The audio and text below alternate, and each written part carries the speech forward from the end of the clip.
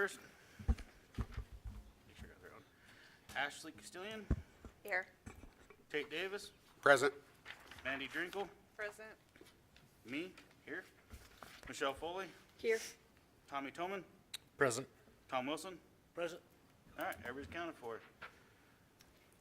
Since I see Tony, would you lead us in the Pledge of Allegiance?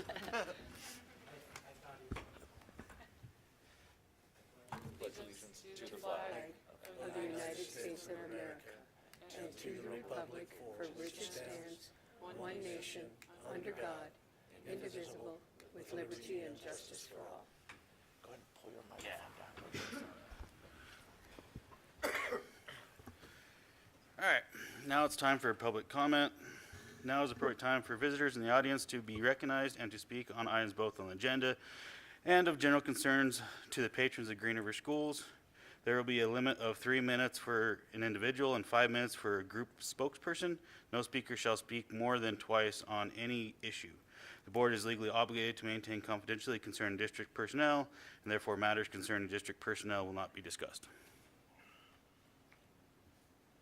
Okay, let's move on. I need a motion to approve the agenda. So moved. Second. Motion by Tom, second by Tate. Any discussion? All in favor? Aye. Aye.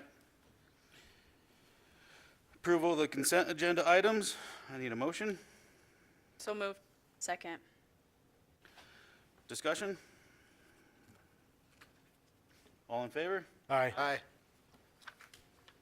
We have no district goals, no bid requests. So we need to have a motion to untable the BMX funding extension. I move to take from the table the consideration of approval of BMX funding extension. I'll second. Second. Discussion? What do we do? What was the motion? I'm sorry. To untable it. To untable it. Okay, Untable. I didn't hear the sorry. Yeah. Sorry. All right, all in favor? Aye. Aye. Okay, Miss Heather Salinas. Good evening. I had missed the board meeting last week, so I apologize for that, and I believe you guys had some questions. I'm not sure if everybody's had the opportunity to take a look at the information that I had sent over as it relates to the asphalt pump track. When I had applied for the outdoor rec grant last year, it was with the intent that we were going to receive the Wyoming Community Foundation grant. Unfortunately, I was misled by several individuals within the area. So unfortunately, we did not get any funding in that grant cycle. So we're now in the next grant cycle, but we're working with the Sweetwater County Outdoor Recreation Collaborative, which looks more promising, and we've already received a vote of approval from them, and I've submitted the grant for that. The results will not be until this August. So our ask is if we can utilize the remaining funds of the last year's grant for other items that the bike park needs. We had received some loaner bikes this last year. We kind of need a place for those. The club, we maintain all of those bikes. They're, free to anybody who wants to use them. And then we also need to put in power. So the power will help things that we have for the BMX track, but they'll also complement the the asphalt pump track once we get there. Obviously, we'll work with the city and other, the Game and Fish, make sure that we're doing what we need to. So that's really the ask. So, but I'm not sure if anybody had any additional questions. I have a couple. Mm-hmm. I would look through I read through that, but I didn't see any, like, how many kids does this reach? How many kids does this reach?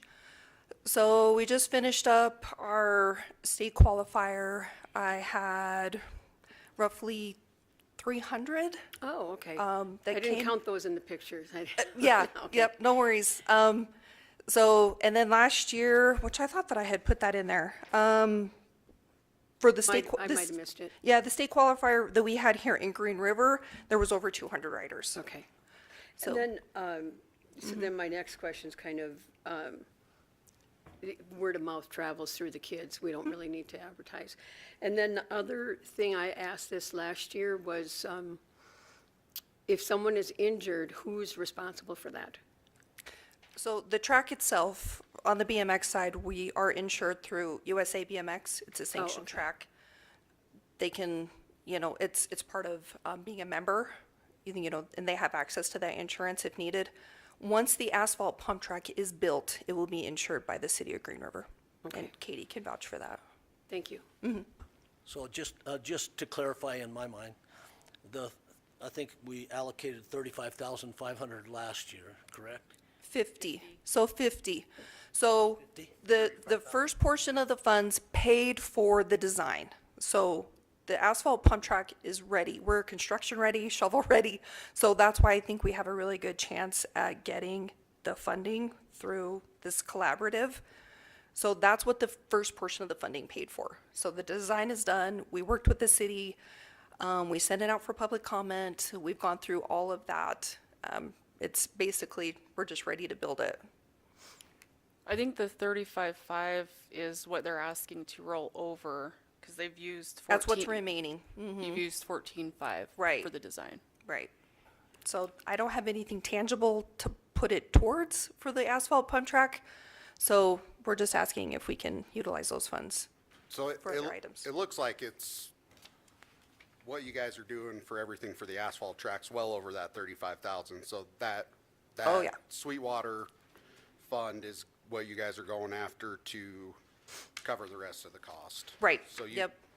Yep. The although you don't design, have it completely allocated to what it's going to, construction will be about $500,000. so it's a, It's massive. So I can't really move, you know what I mean, until we have that solid funding. And that was the intent with the Wyoming outdoor rec. That just didn't come to fruition, unfortunately. So So my question was, this 35,000, which was for that public area that's not fenced off, what you want to roll it over to, is it only going to benefit the fenced-in area, or what portion of that is benefiting your club, and then what is available to the public? I'd say it's a 50-50 split because we'll be able to put lighting, once we get the power installed. So I'm working with Rocky Mountain Power. I submitted the quote with Sage Electric. They have a good partnership with them. And then the shed will house the bikes and the helmets that were donated to us last year. We can have community days. They can use, kids can come and use the bikes. So, but, however we need to go about that, I'd say it's probably a 50-50 split. the asphalt track itself that's going in, it'll be open to the public 24 hours a 24/7. day. Okay. Correct. Does your other grant depend on this grant too? Like, did you have to put in there that you have this much money No. already allocated? No, I stated that with the Rec Mills support, we were able to complete the design and we're ready to build. So the asphalt track's going to be 24/7? Those lights are going to be on 24/7? No, I mean, like I said, we'll work with the city of Green River, we'll work with Game and Fish. There's a lot of But the different things that we neighborhood. can do, and the neighborhood. Because that's where I live. I believe there's a city ordinance that the lights have to be off by 10 10. o'clock at night. Exactly, yeah. And BMX is non-motorized? Right. Okay, I just want to make sure. I mean, I don't mind, I like all the kids riding, I like it all. I just don't want it in the middle of the night, Yeah, want the light. we would never do that, no. Okay, so back to my question. I'm just wanting to make sure I'm straight. Sure. You're asking us to roll over the 35,500 and apply as much of that to those three projects listed above as we can. That's the ask. Yes, And the 35,000 from last year never got spent, correct, 35.5. 35,500. correct. Yep, So, right. okay. So essentially, we're just extending the grant from last year. But we're reallocating it to those three Yes. projects. Correct, yes. I'm curious on this. So you have a proposed reallocation here. Is there a priority order that you're looking at these? It looks like the total there is roughly 43,000 less the concrete, from those estimates. The priority will be the power. Okay, and then on the power, I see 25 listed in your reallocation. Looks like a lot of good detail on the Sage quote, which totals 94,000. Which of those projects would you anticipate using in the reallocation? Just the first portion of it. So basically getting it installed with Rocky Mountain Power, which includes the AMP service, and all the labor and equipment that goes towards that. We're already working with other contractors and other companies that could potentially donate part of the labor and equipment for the lighting. And we've had several discussions with the city. Obviously, we won't do anything without, running that through the proper channels. But the priority is getting it hooked up, basically. Okay. There's nothing there now. And then I'm curious, as you look at the grander plan for the track down there, quite a bit of funding needed to do that asphalt work and the ramp. How does all of this play into the grand design, the overall plan? Does any of this look like it's going to have to be reworked? Will this lay into No. the existing plan? Yes. Yep. So that was the meeting that I had with the city of Green River, Rocky Mountain Power, and Sage Electric. So basically, we would install the power to support whatever lighting that the BMX track would utilize, and then the lighting that the asphalt pump track would utilize once we get to that point. So nothing would have to go back and be reworked. One more question. So the rider's shade structure, will that be inside the gated portion or outside for like all of the riders? Or do you have that laid out yet?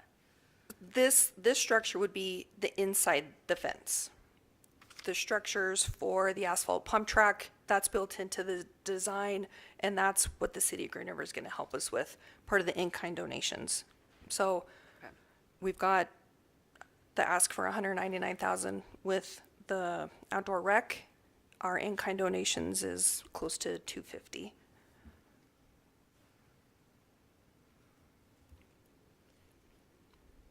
How do you join this club? It's through USA BMX, so basically you just come to an event, you sign So up it's as a op- member. No one's denied. No one's denied. Nope. You want to join, Michelle? No, but I don't want to We get have- worried. I don't want We to have get worried riders that- from that 1-year-old to It's right behind her 80. house. That's what she wants to light on. you- Can we any. get the asphalt up the hill to Michelle's house? Yeah. I'm a little bit further down. Thank God. That's No, okay. I like all the noise and soccer and all that stuff. I like the idea that the asphalt portion that you guys are going for is going to be open to the public 24/7. Yes. Yep. I know the one down there right now, or the one that they put together, I don't even know if it's still open. It was, a lot of kids were getting hurt on that one. Yes. And from what I've heard about this one, it's a lot safer. The design's very user-friendly, so. It is. Yep. It's low maintenance. It's year round. So a winter like this, kids could be out there riding their bikes. So Yep. that's the intent. Can you also tell me how often you guys are there, like with the gates unlocked? In the summer, we're there every week. It varies which day of week, and then we try to race at least 1 or 2 weekends a month. So we're going to start working on it here in the next couple weeks. Okay.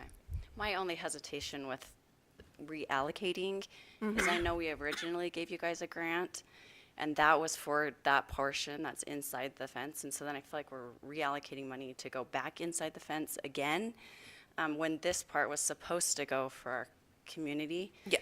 So that's my hesitation, that we're giving so much money to one organization that's just a handful of like our local community, as opposed to if this was like we're lighting outside the fence, all of it's going still to the same what we originally allocated it. That's just my hesitation. Right, and I completely understand. So that's why I was really hoping that we were going to be able to get some of the funding to at least move further with the construction, but it's It's expensive. The power, however, would be able to serve both. Power would be both. So I'll make a motion to approve the extension of $35,500 in rec mill money to serve power first and whatever's left of the list above. I will second. Motion by Tom, second by Tate. Any further discussion? I do have one additional question, comment, just a concern here. I know we had rollover from last year with the $50,000 approval.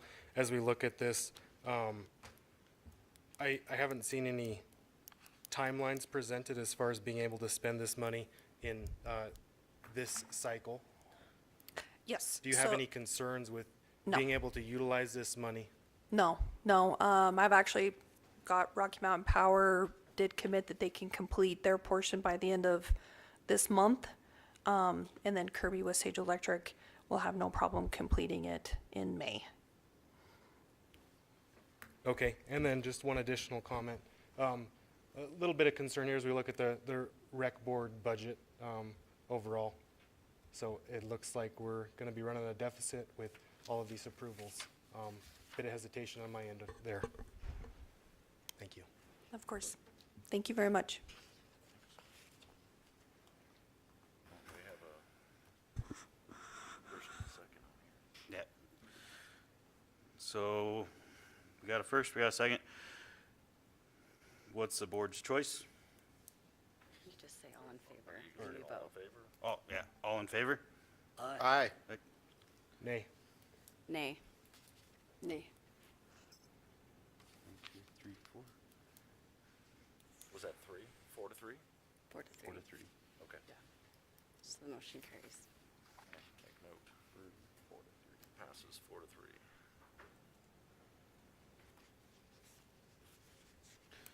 Okay. Next up, Mr. Chair, point of order. What was the outcome there? I don't know if tiebreaker vote by the chair on this one. Was heard? passes 4 to 3. Okay, thank you. All right, next up would be Green River Youth Football League.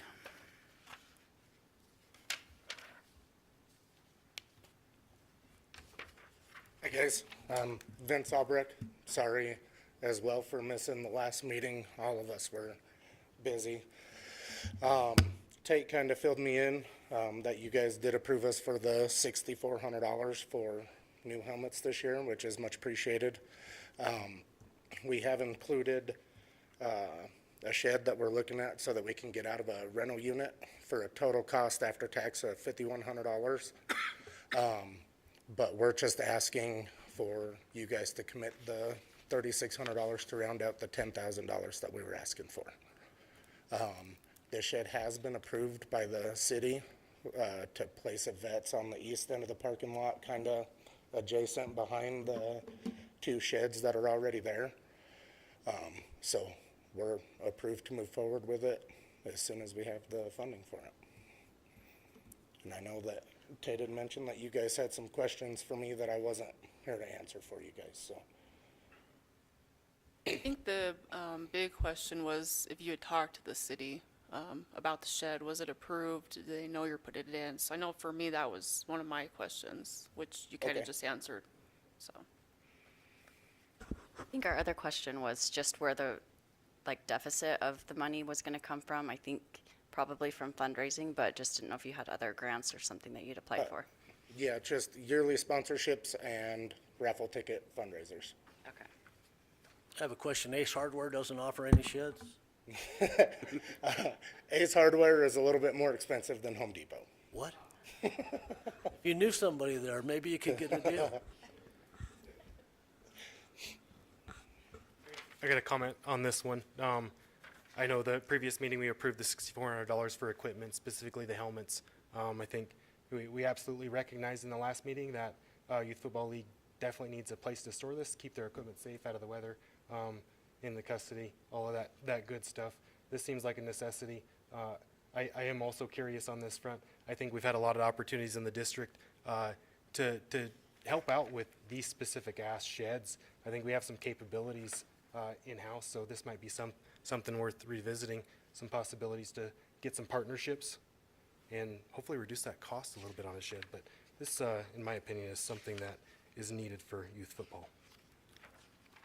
I did approach somebody from the high school to see if the shop class would be interested, and the party was interested, but I don't want to speak for him tonight, but maybe to contact Okay. high school. So this is just an old football coach AD question, but number one, are all the helmets the same brand? Yes. And how do you guys handle reconditioning? As of right now, there's no program for that we have. As you know, football helmets they have a 10-year shelf life from the first year of use. And as of right now, that's where we're at. We're at the end of the shelf life for over, I think I threw away 70 helmets last year, they're no good. We threw them in the dumpster. I'm just suggesting that you have a number of them reconditioned every year so that, because they still have to be NOxie approved. Right. So did half of them one year and half of them the next, cover you in a liability suit. So I just don't want this board to be held liable for purchase of helmets when there's no plan to recondition, so.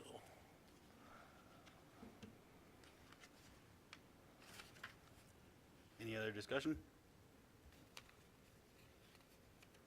Can I get a motion to approve the rest of the $3,600 of their $10,000 ask for this shed? So moved. Second. Any further discussion? All in favor? Aye. Aye. Motion passes. Thank you.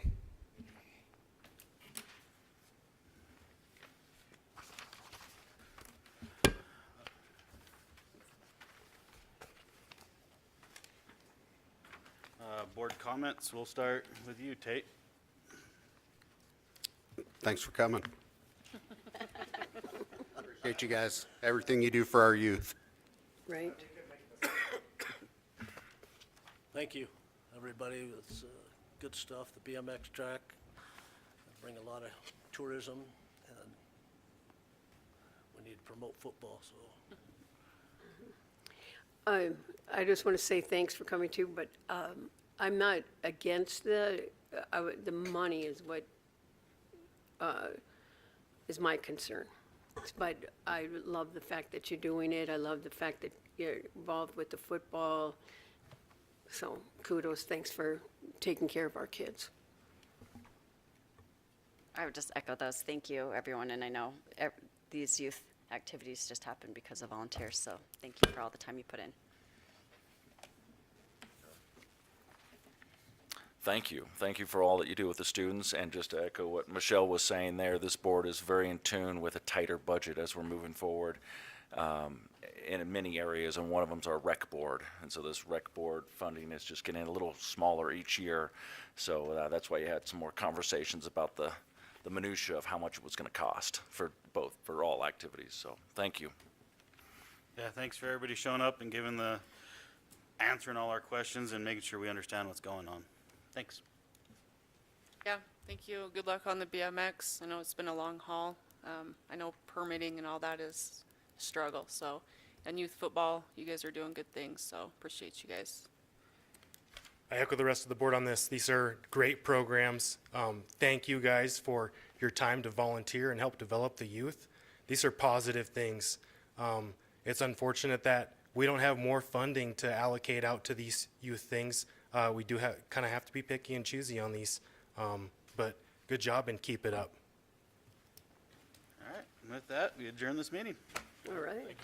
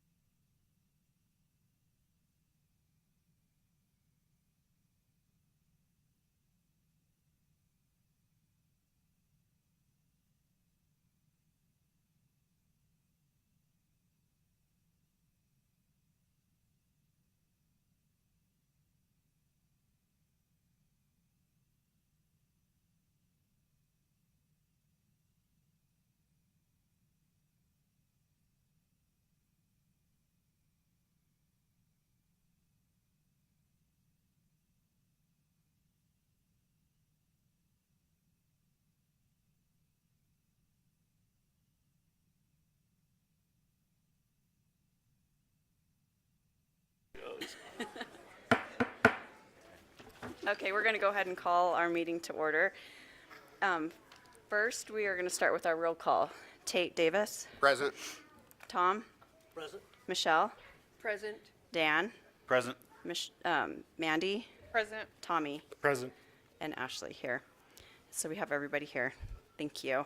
We'll start with our Pledge of Allegiance. Can we have these, I think you're from Monroe, right?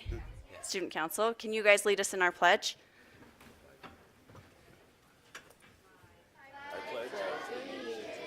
To the flag of the United States of America and to the republic for which it stands, one nation, under God, indivisible, with liberty and justice for all. Woohoo! Great job. Thank you so much. All right. Now is the appropriate time for visitors in the audience to be recognized and to speak on items both on the agenda and of general concerns to the patrons of the Green River Schools. There will be a limit of 3 minutes for an individual and 5 minutes for a group spokesperson. No speaker shall speak more than twice on any issue. The board is legally obligated to maintain confidentiality concerning district personnel, and therefore matters concerning district personnel will not be discussed. Do I have anybody that wants to make a comment?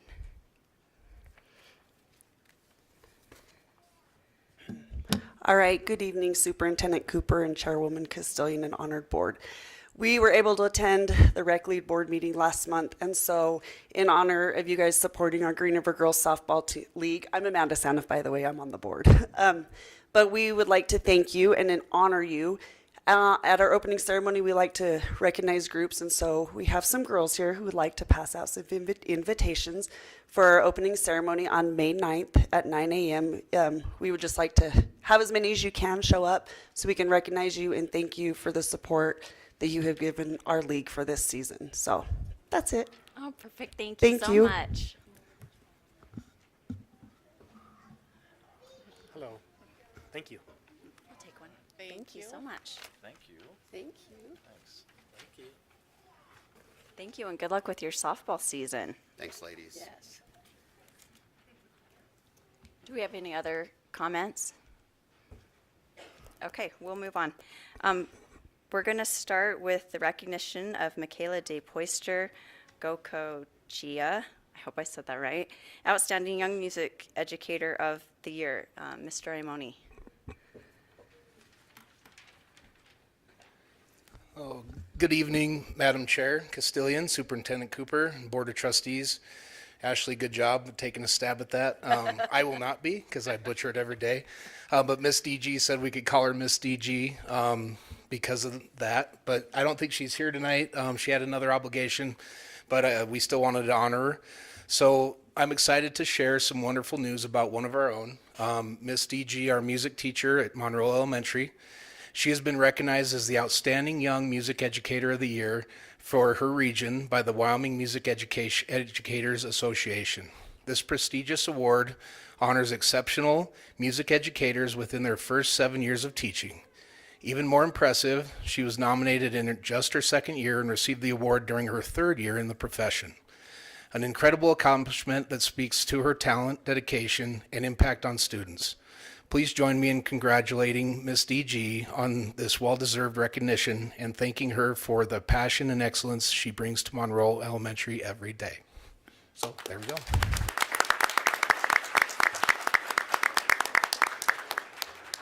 No song? No song? She's not here. Thank you. Okay, next we will have the recognition of All-State Girls Basketball, and we'll start with Tony. Good evening, Madam Chair Castilian, Superintendent Dr. Cooper, and Board of Trustees. It's my honor and privilege to introduce our head girls basketball coach at Green River High School, Mr. Clint Landon.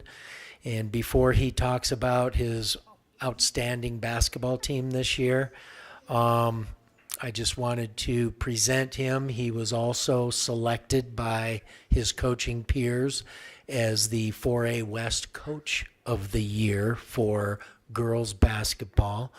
And that's always an honor, as you know, because the coaches that you coach with and against are the ones that nominate and select that position. And so Coach Landon's very well respected. The athletic director from Evanston High School, Bubba O'Neill,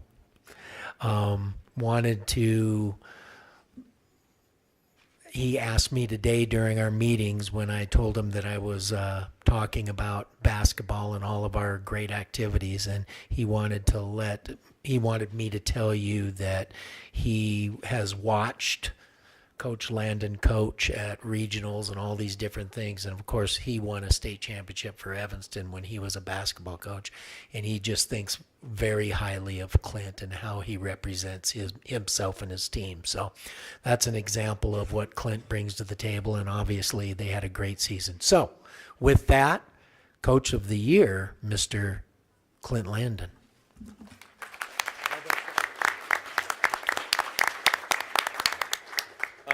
Thank you guys. Just to speak on that a little bit. Obviously, I feel that's a staff award. That's a reflection of it. I've surrounded myself with a very good staff, and obviously I have very good players. So that's just a reflection of the really good kids and coaches I surround myself with that make it look like I know what I'm doing. Tonight, I have 3 of our All-Staters, Issa Vasco, Sophia Arnold, and Nicole Wilson. One's playing soccer, the other one's coming back from district choir. So I said I would let them know they're excelling at those other things that they do. That's a good problem to have kids in different activities and stuff. So good evening, members of the school board and Superintendent Cooper. On behalf of the Green River High School Lady Wolves basketball program, I want to thank you for your continued support of our students, programs, and the community. We appreciate the time you take to recognize the accomplishments of our student athletes and the opportunities you provide to them in both the classroom and in competition. It is my honor to introduce and recognize some of our fine young ladies on our Lady Wolves basketball team for an outstanding season and for their individual honors they have earned at conference and state levels, finishing with an overall record of 25-3, which is a school record for wins. The team earned our 4A West Conference championship for the second year in a row, and we got a 3rd place finish at state.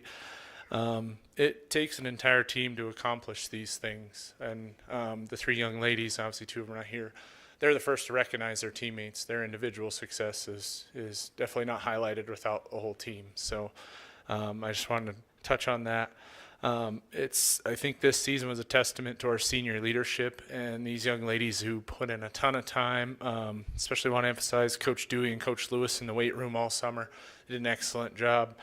Along with, they put in a ton of time in camps. That's what we do all June and July. So it's that hard work from everyone that was clearly evident throughout our season.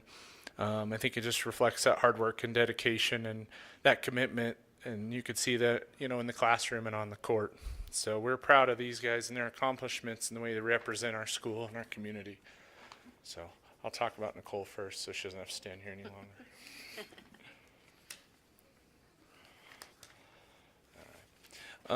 Nicole Wilson had an incredible junior season, earning 4A West All-Conference honors for the 2nd year in a row, as well as 4A West Defensive Player of the Year for the 2nd year in a row. She also got All-State for a 2nd year in a row. This one, she was 4A overall Defensive Player of the Year, which I don't know if we've ever had one of those. That was a really big honor. She was kind of in the running last year and didn't get it. She was also among the top performers in 4A, finishing top 3 in scoring, one of the top rebounders in the state, ranking number 2 in both steals and block shots. Nicole's an exceptional athlete who puts in countless hours outside the gym and just practicing and becoming the player she is today. Nicole brings focus and intensity every night and consistently takes on the toughest defensive assignment from the opposing team. Her composure in games is something I truly admire. She's never afraid of the moment or the challenge and always ready to step up when the team needs her most. She's continuing to build a remarkable legacy in our program, already approaching 900 career points to go along with 500 rebounds and more than 100 blocks. Nicole is truly special both on and off the court, and she's a joy to coach. We are excited to see all the great things she'll continue to accomplish next year.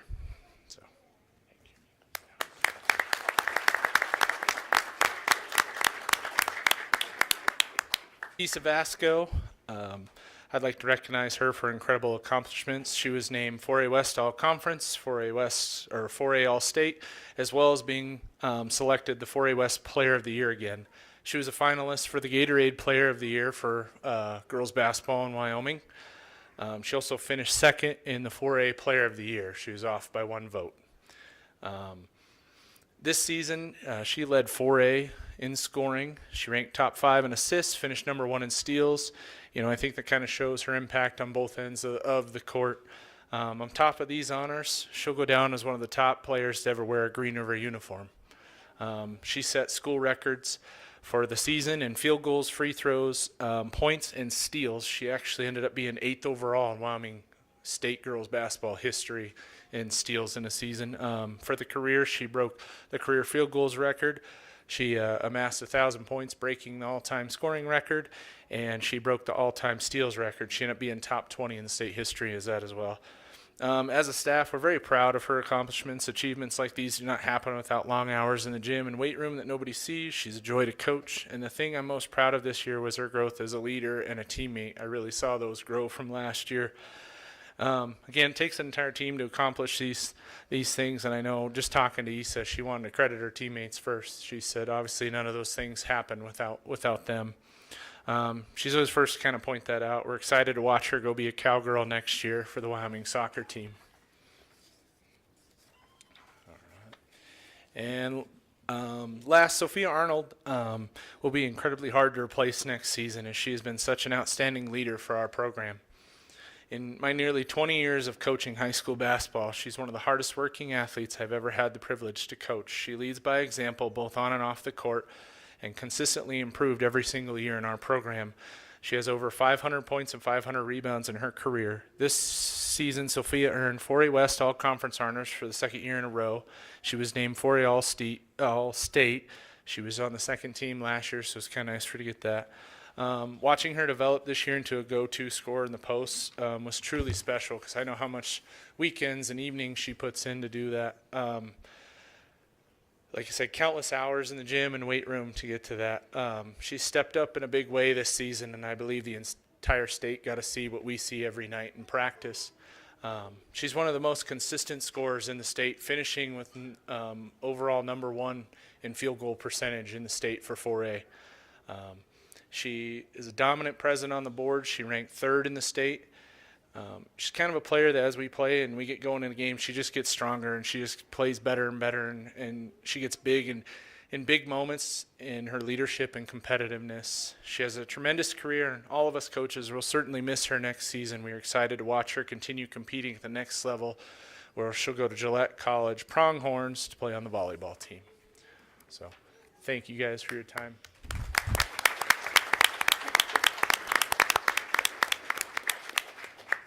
Thank you and congratulations. Next, we have recognition of All-State Boys Basketball, and Tony again. Madam Chair Castilian, Superintendent Dr. Cooper, Board of Trustees, I get the honor and privilege once again to also introduce the Boys 4A West Coach of the Year, Lori Ivy and her staff. And come on up, Lori, and you can bring up the whole team and everything, or whatever you got going, or coaches could come up, whatever you want, Lori. Anyway, I can't say enough about Coach Ivy. She started her career as our head coach the same year I came in as the activities director. So we have grown in our positions together. We've learned together. We've dealt with things together. Both good and bad, whatever that, comes to be. But Coach Ivy has done a great job, and as you know, she has decided to finally step down as our head basketball coach, and it's going to be very difficult to replace Coach Ivy because she's done such a tremendous job, especially representing our program. When she took over, I think we were 0-58 over 3 years and didn't even win a game. And then she took over, and ever since, our basketball program has represented like you wouldn't believe. A perfect example of that is Kelly Walsh's head coach, Randy Roden. He doesn't like a lot of people. He's tough. and he's one of the best basketball coaches in Wyoming, won multiple state championships. He always tells me every time I see him, hey, Coach Ivy, you guys did good in getting Coach Ivy. He has a lot of respect for what Lori has done. Lori came into a man's world in men's basketball, and she has set a tone that people respect. And obviously her peers respect her because they nominated her as Coach of the Year this year. So my honor and privilege to introduce our 4A Boys Coach of the Year and Coach Ivy and all that she's done. Thanks.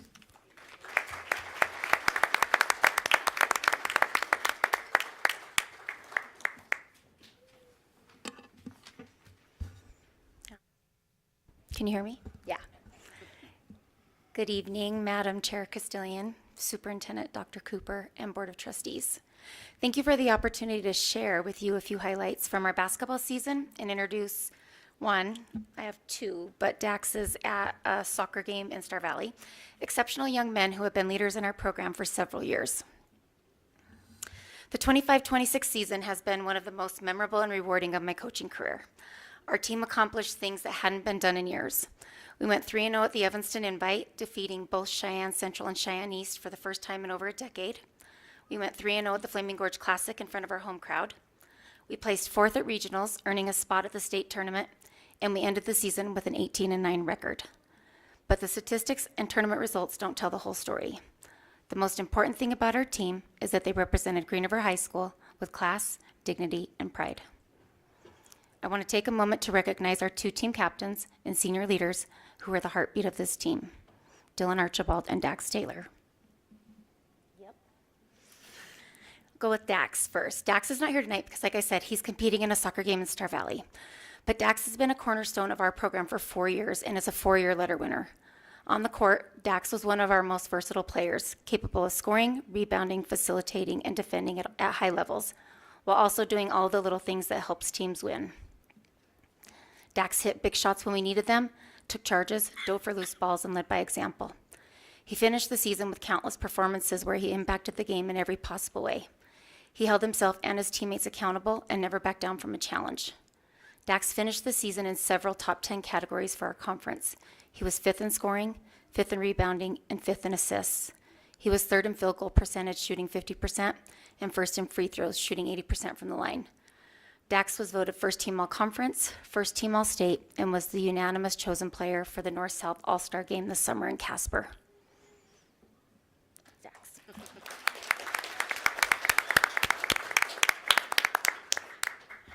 This is Dylan Archibald. Dylan has been the emotional leader of our team and one of the most complete players I have ever coached. Dylan's ability to make plays, score, board, and defend made everyone around him better. Dylan is tough, unselfish, and incredibly smart. He sees the game at a different level. But the most important thing Dylan brought to our team was his leadership. He lifts his teammates up, communicates consistently, and plays with a passion that is contagious. Dylan is the ultimate glue guy and embodies everything we asked our players to be: confident, connected, and committed to the team. Dylan led the conference all year in assists and finished 3rd in the state. He was voted 1st team all-conference, 2nd team all-state, and he was also chosen to play in the North-South All-Star game this summer in Casper.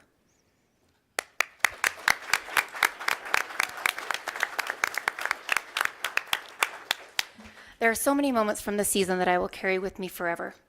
Watching our crowd pack the stands at every home game, seeing our players celebrate each other's successes with genuine joy, walking arm in arm with players to the radio after big wins, watching this team battle through adversity at regionals and earn their way to state, the bus rides, the team meals, the laughter, the connections. Gonna be tough. The absolutely unreal level of support we had from our parents this year was something I've honestly never experienced in all my years of coaching. Their unconditional love, encouragement, and dedication to our team created an environment where relationships truly mattered. That showed up beautifully on senior night when not one senior mentioned a game highlight or a personal achievement. Instead, they talked about friendships, memories, and the relationships they built because of this team. These are the things that will forever matter the most. I'm so proud of this team and grateful for the opportunity to have coached them.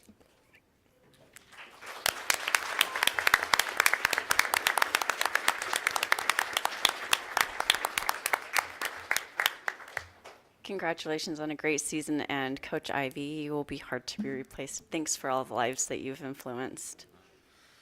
I'm supposed to be tough, but that was a tearjerker there. Okay. Next, we have all-state and state champion cheer team, and Tony's introducing again. I get to introduce another coach, Coach Smart, and go ahead and everybody come on up. Michaela Smart, just like Lori Ivy, has decided to step down, and so has Jennifer, our assistant coach. But it is an honor and a privilege again for me to introduce the state coach of the year in competitive cheer, and that is Michaela Smart, our cheer coach. Our team has won multiple state championships. They won state game day. They won the state title again in game day. They've won regional titles. They've gone to nationals in the past. As you know, our cheer program just continues to do some great things. And again, it's the peers in the state of Wyoming that vote and decide who the coach of the year is. And so Michaela was chosen by her peers as the cheerleading coach of the year. So I can't say enough about Michaela. I'm going to be very sad that she's gone as well. And these coaches are going to be hard to replace. But I'm very proud of Michaela, and my daughters have been a part of cheer, obviously. And so the cheer program is, very important to me just as a parent as well. So anyway, with that, I'll let Michaela introduce her team, but it is my honor to present Wyoming Coach of the Year in cheer, Michaela Smart.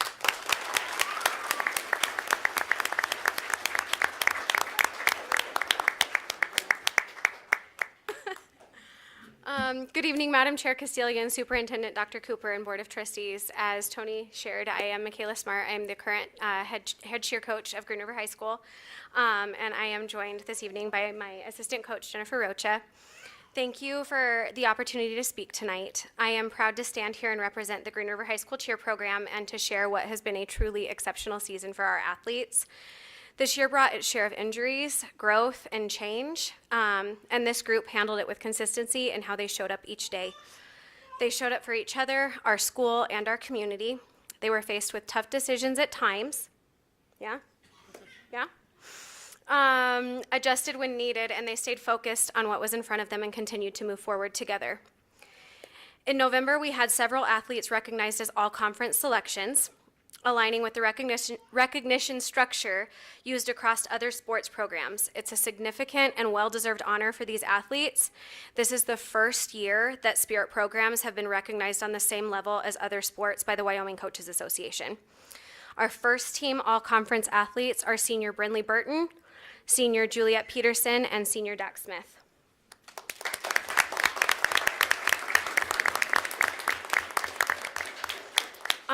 And our second team all-conference athletes were senior Jaslyn Hunt, senior Maggie Lennon,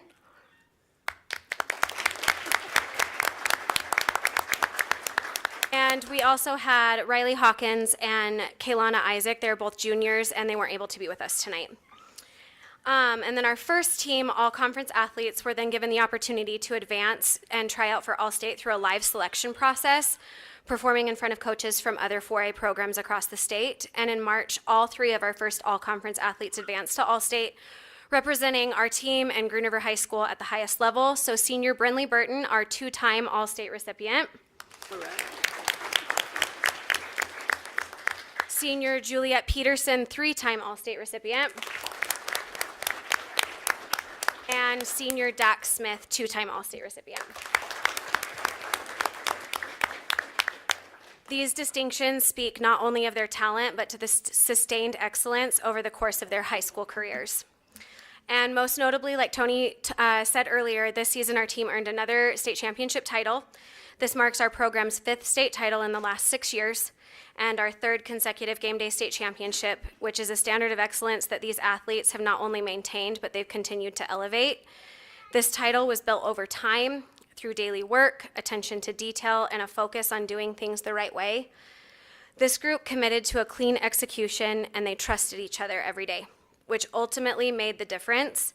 It's the same consistency and approach that has led to the success of this program over the past several years and continues to set the standard. What makes this group special goes far beyond awards and titles.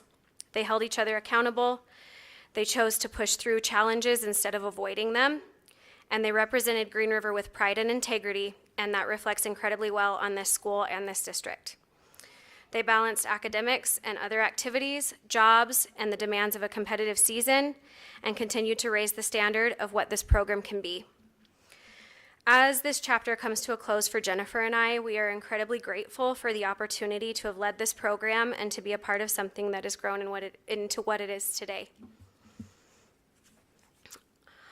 I would like to take a moment to recognize and thank the current and past board members and administration and the school district for the support that you have shown our coaching staff and all of our athletes over the years. It has meant a great deal and has played a major role in what this program has become, and we greatly appreciate all of you. This season wasn't just about what was accomplished, but it was about how it was accomplished. Thank you so much for your time, and thank you for your continued support of our student athletes.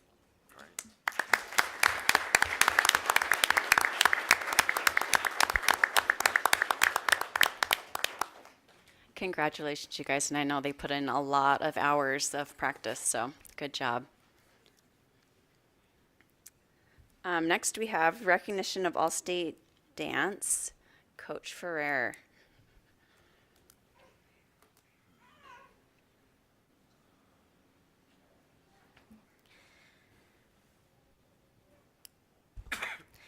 Okay, thank you, Madam Chair Castillion, Superintendent Dr. Cooper, and Board of Trustees. Like Ashley said, I am Coach Ferrer. I'm the assistant coach for the Green River High School dance team.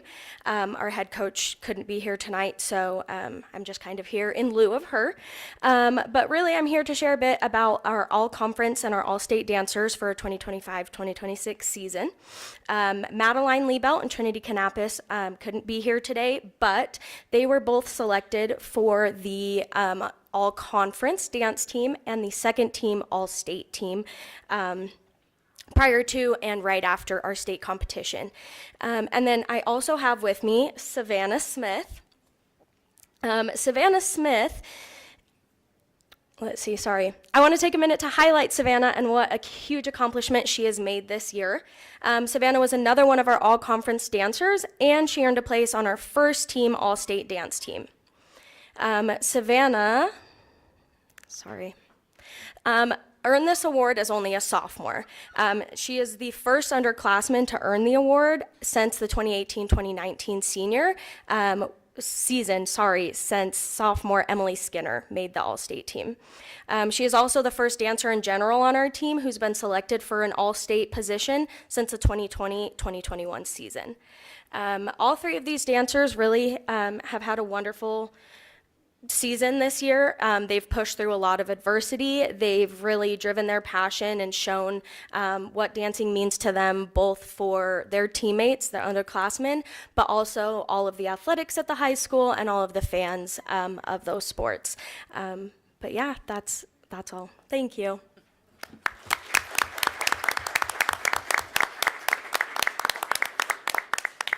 Thank you, and congratulations. Next, we have recognition of state speech and debate. Mr. Morrell.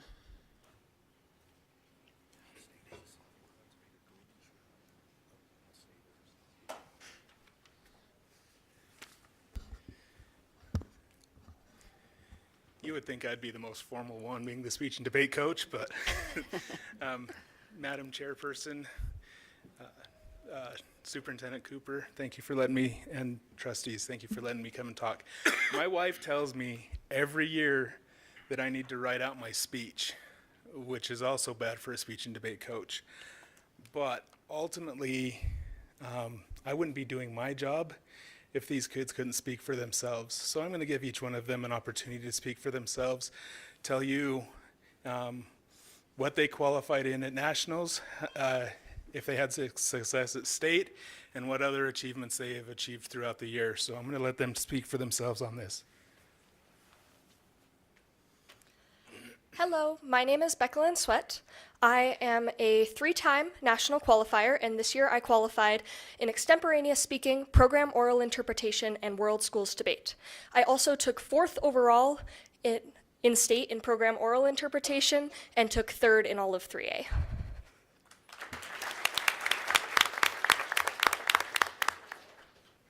Hello, my name is Madison Corco. My event is informative speaking, which is kind of like a visual presentation. I made it to nationals in that event. I'm a 2-time national qualifier in informative speaking. And as well as that, I've made it to our NITALK tournament, which is our national tournament of champions. And yeah. Hello, I am Georgia Morel. I'm a 2-time NATS qualifier. This year I qualified in info. Last year I qualified in duo, and I was able to compete at state in info and duo this year. So yeah.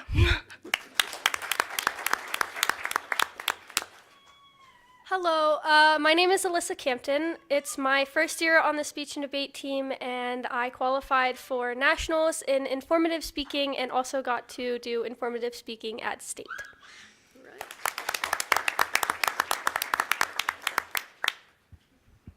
Hello, my name is Ileana Birmingham. I'm a 2-time national qualifier.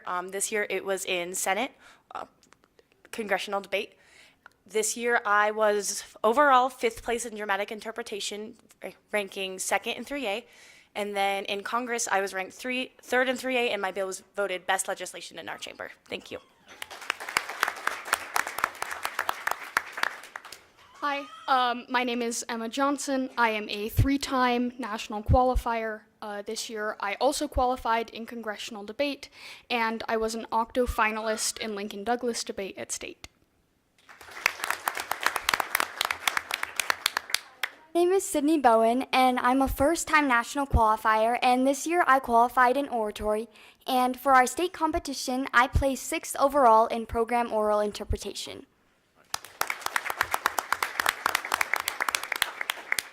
So I'm going to pick up some of the slack. Alyssa did not point out that she is the 3A state champion in informative speaking. So, and then, so there's an award that they can get, which is called Premier Distinction. Only 3% of everybody who participates in speech and debate at the high school level achieve that rank. If you achieve that rank this year, please raise your hand.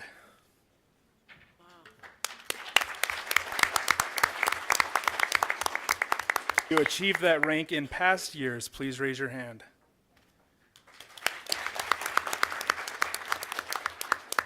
Then we have several people on the team, and I know that this is something that is very important, that have qualified for Academic All-American. So they have to have 750 NSDA points. They also have to have a 3.7 GPA, and they have to have completed 5 semesters of high school. So if you are qualified for that, please raise your hand.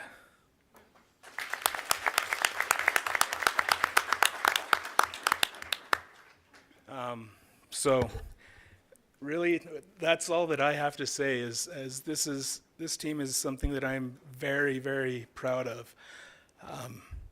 For something that only 3% in the whole nation, and we had 3 people do it this year. We have at least 1 on track to do it next year.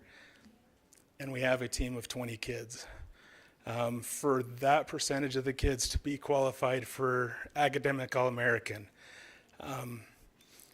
We took 4th at state, and I'm really proud of that, but those are the things that I'm proud of. These kids do excellent in everything that they do, so thank you for your time.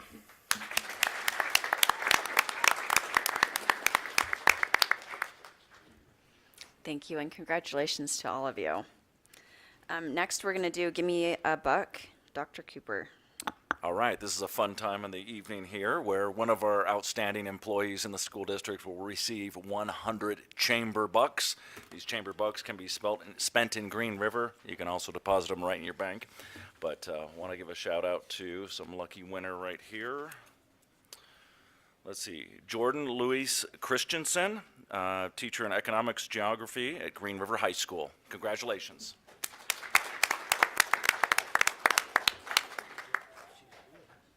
Okay, thank you. Lots of great things going on in our district.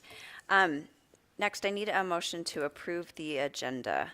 I move to approve the agenda with the following adjustments. Remove item 5.01 as it was canceled, and move item 7.01 to follow item 4.13. Thank you. Moved by Tommy. Second. Second by Tate. Any discussion?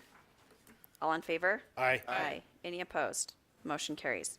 Next, can I get a motion to approve consent agenda items? So moved. Moved by Mandy. Second. Second by Tom. Any discussion? All in favor? Aye. Aye. Any opposed? Motion carries.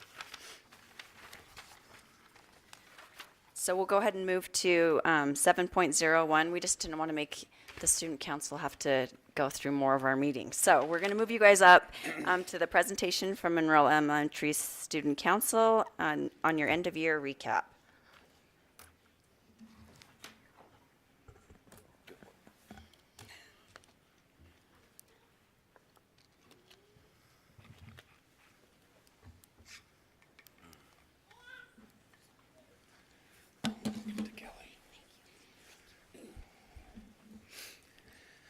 Good evening again, Madam Chair Castilian, Superintendent Dr. Cooper, Board of Trustees.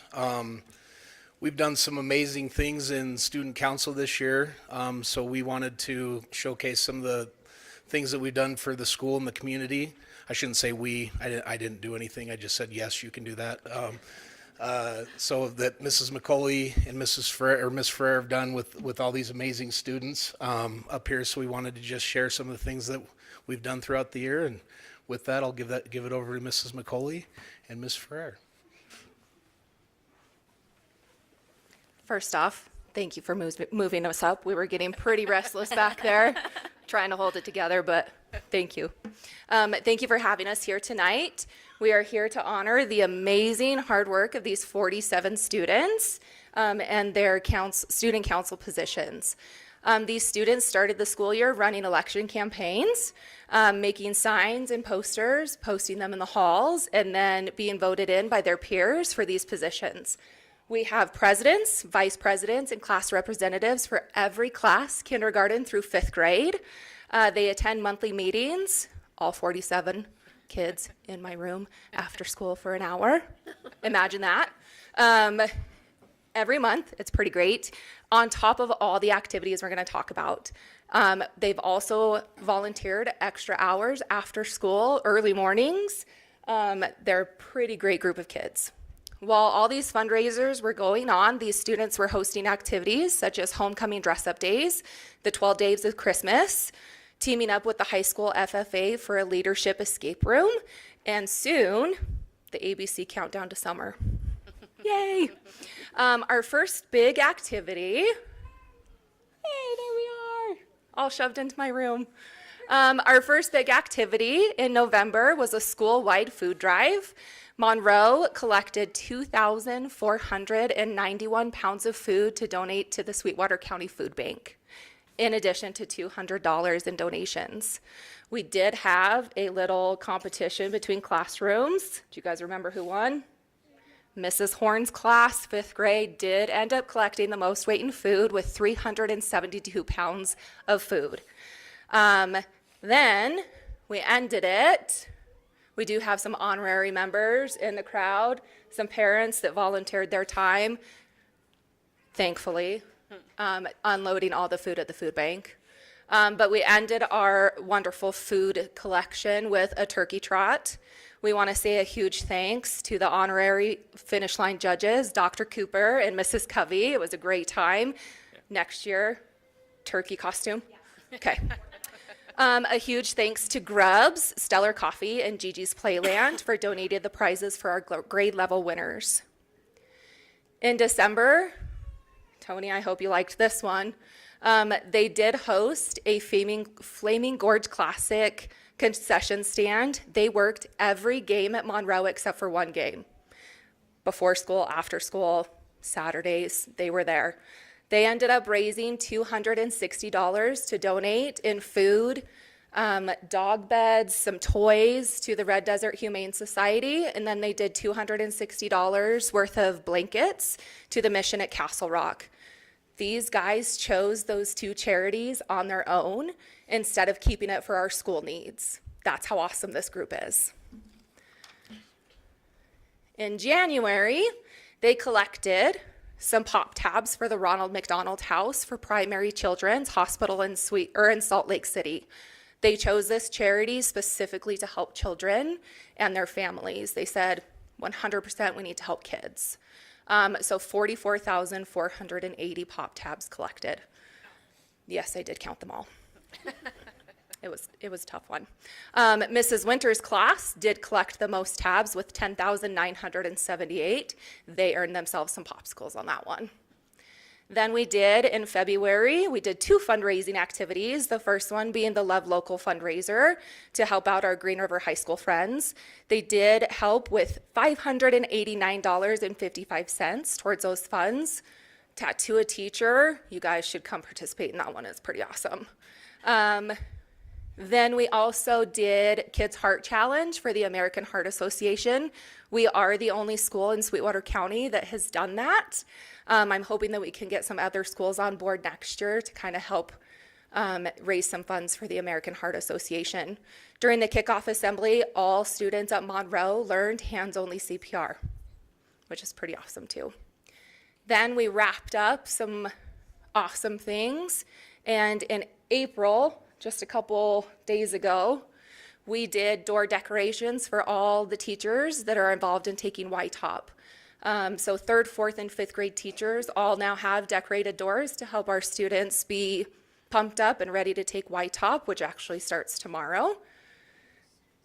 There they are. And then they helped put motivational phrases on YTOP snacks for every student to have during their YTOP test. So once again, thank you for having us here. We are so proud of all the work these students have accomplished this school year and the dedication they have showed to Monroe Student Council.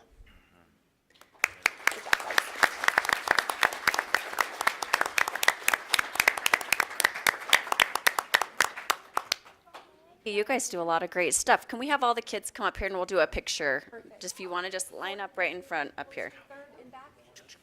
Kinder first in front. Like always. Or Brooke, whoever. Somebody take a picture.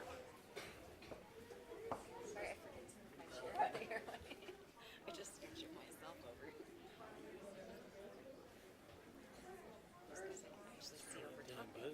Dang good that, That's a lot of hours. Yeah. can't hardly see it anymore.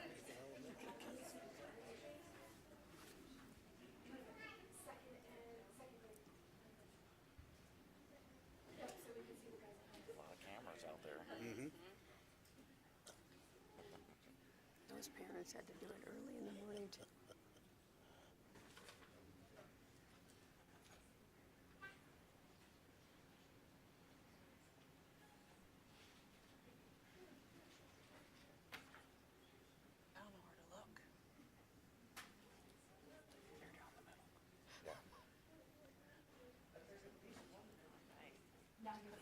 All right, thanks, Good job, guys. guys. Great job. Hi. Good job.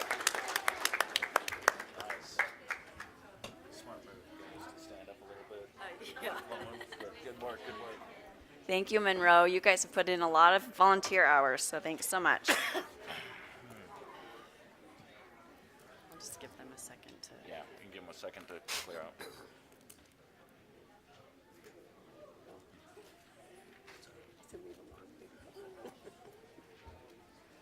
Holy smoke.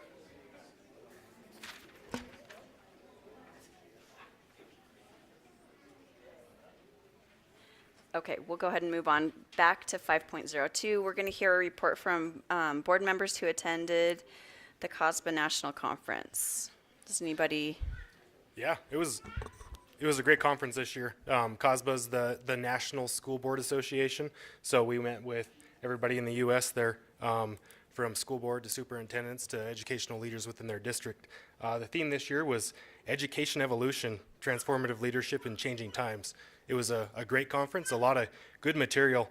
One of the big takeaways, you know, the focus of school boards, and I think they iterated this very well, the necessity for school boards to be strategic stewards of the community, especially during systemic disruptions. Some other emphases that I was able to attend were AI governance, long-term fiscal literacy of districts, policy leadership in declining enrollment, and expanding school choice. So good conference overall, a lot of material. We had good representation from our district as well as Wyoming as a whole. Good. Anyone else?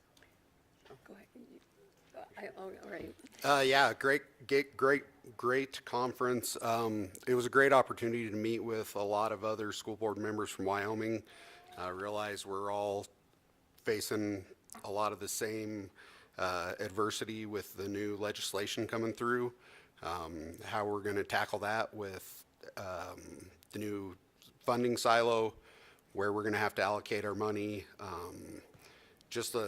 That was one of the highlights for me, is getting to meet a lot of the new school board members throughout the state, and we're all fighting the same fight here. We still don't know a lot about what we're going to be able to do with our money, as a lot of it's in litigation still, but we're going to fight to do what's best for the kids across the state, and we got a challenge ahead of us. But it was a great conference overall. A lot of AI information, another thing that we're going to have to tackle here coming in the future. A lot of good information on that, so thanks for the opportunity to let us go. It was a great opportunity. I learned a lot of things, and challenging. One thing I'd like to challenge our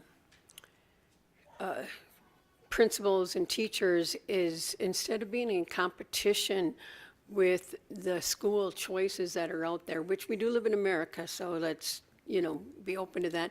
But don't make it a competition, but make your school the school of choice. And I thought it was challenging. Instead of trying to put other ones down, make yours the best. And since Tate brought it up, I have a little statement. I wanted to express my concerns over the latest recalibration law that our Wyoming legislator has enacted. I will begin by saying that I'm sure our legislators have the best intentions. I have no animosity towards anyone. I agree with a lot of things that went on, but definitely not the recalibration.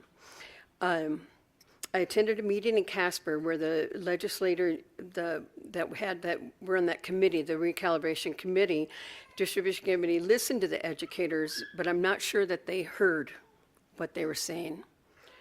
I would like to encourage you to first register to vote. Make sure you register to vote. The primaries are probably the most important place to vote. But then do the research to see which representatives represent your values, your needs, and your wants. I'm deeply concerned with our state taking away local control, supplying money but limiting where it can be spent, taking away money that hasn't been spent, punishing us for being fiscally responsible. It seems the legislators who don't want a big government or a big brother, the approach, are the ones that's what they promised, that they don't want the big government, and why they won their post, but seem to be in contradiction of how they're leading. Please read the article in last week's Green River Star to begin your research, and definitely contact Dr. Cooper to get specifics. And thank you for supporting Green River Schools. Thank you. And I'm glad you guys all had the opportunity to go to that. Next, we have 5.03, reminder of the interest-based negotiations. Those will take place on April 22nd at, is it 5:30? I thought it's 4:30. 5 o'clock. 5 o'clock. Oh, 5 o'clock is the dinner. 5:30. Actually, you're right, at 4:30, there is a pre-negotiation conversation, so the board will be in Right. an executive session before the negotiation starts. Okay, so 4:30 for the board, 5 o'clock we'll have dinner, 5:30 negotiations start. We also are going, oh, do we need to vote this in? It's already voted in. Okay. We voted in that date, correct. And one of the previous meetings, I'm sure we did. For the April, but this next one? Do I Oh, have for to the vote next one, this? though. Yes, you're right, actually, for the makeup date that we might have to have on Cinco de Mayo, yeah. Okay, so I need a motion to consider the approval of a backup interest-based negotiations, sorry, I'm tongue-tied, meeting date of May 5th, at 5:30, same sort of schedule, just as backup as things keep changing with the legislature. We're just going to have one a little bit later set already, just in case. Can I get a motion, or So moved. moved by Michelle, Second. second by Tate? Any other discussion? So is this, we aren't gonna use this day unless we can't come to some kind of agreement on the, okay. Right. Okay. After 3 or 4 hours on the 22nd that evening, by 9 o'clock, I would personally suggest we call it.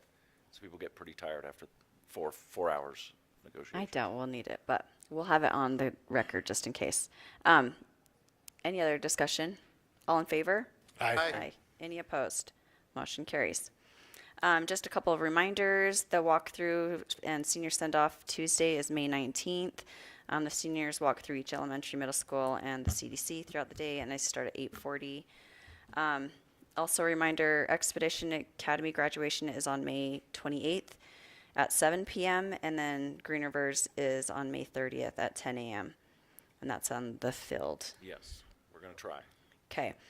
And then just as another reminder, for the board, we are trying to plan a board retreat this summer like we did last year. So if you can let me know what dates work for you or don't work for you, whatever's easier for you, and I'll just kind of figure out what day we actually are all in town. Summers are hard, but we'll figure one out. Okay. Next, we will move on to personnel. 6.02, consider approval of certified resignation requests. Mrs. Cubby. Good evening, Chairman Castillion, Superintendent Dr. Cooper, and Board of Trustees. We have a few resignations that I'm asking for your approval for. We have Jordan Christensen, history teacher at Green River High School. I want to say it's Katie Wavell, but Catherine Wavell, special education teacher at Green River High School, and Blaine Christensen, special education at Lincoln Middle School. Okay, thank you. Can I get a motion to approve the certified resignations? So moved. Moved by Mandy, second by Tom. Any other discussion? All in favor? Aye. Aye. Any opposed? Motion carries. And we Next. wish them the best on their Yes, next we will. endeavors. Yes, absolutely. Next, we have consider approval of new certified contracts for 2026-27. I am excited to bring forth our certified staff for your approval for the 26-27 school year. These are some amazing educators who are dedicated to our students and staff in Sweetwater 2, and I am proud to bring them forth to you for your consideration for approval. Thank you. Can I get a motion to approve? So moved. Moved by Tate, Second. second by Michelle. Any discussion? All in favor? Aye. Any opposed? Motion carries. I don't have 6.03 then. Yeah, so that actually 6.03 might be the new certified contracts. That's the next tab over, JR. Yeah. Click on, yeah, these are the new contracts right here. Now that we're going to you're go back voting to on. 6.03, but. Okay. Mrs. All right. Covey. All right, before you, you have some new certified contracts. Our principals and teachers have been very busy the past month hiring for positions, and we are very excited about our new class of teachers coming in for the 26-27 school year. And I appreciate your consideration for Thomas Jasmine, principal at Green River High School, and he is here in the audience tonight. So welcome, Mr. Jasmine.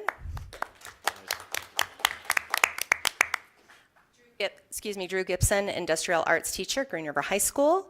Jacob Walker, instrumental music, Lincoln Middle School. Ricky Sloan, first grade teacher, Harrison Elementary. Stephanie Johnson, special education, Harrison Elementary.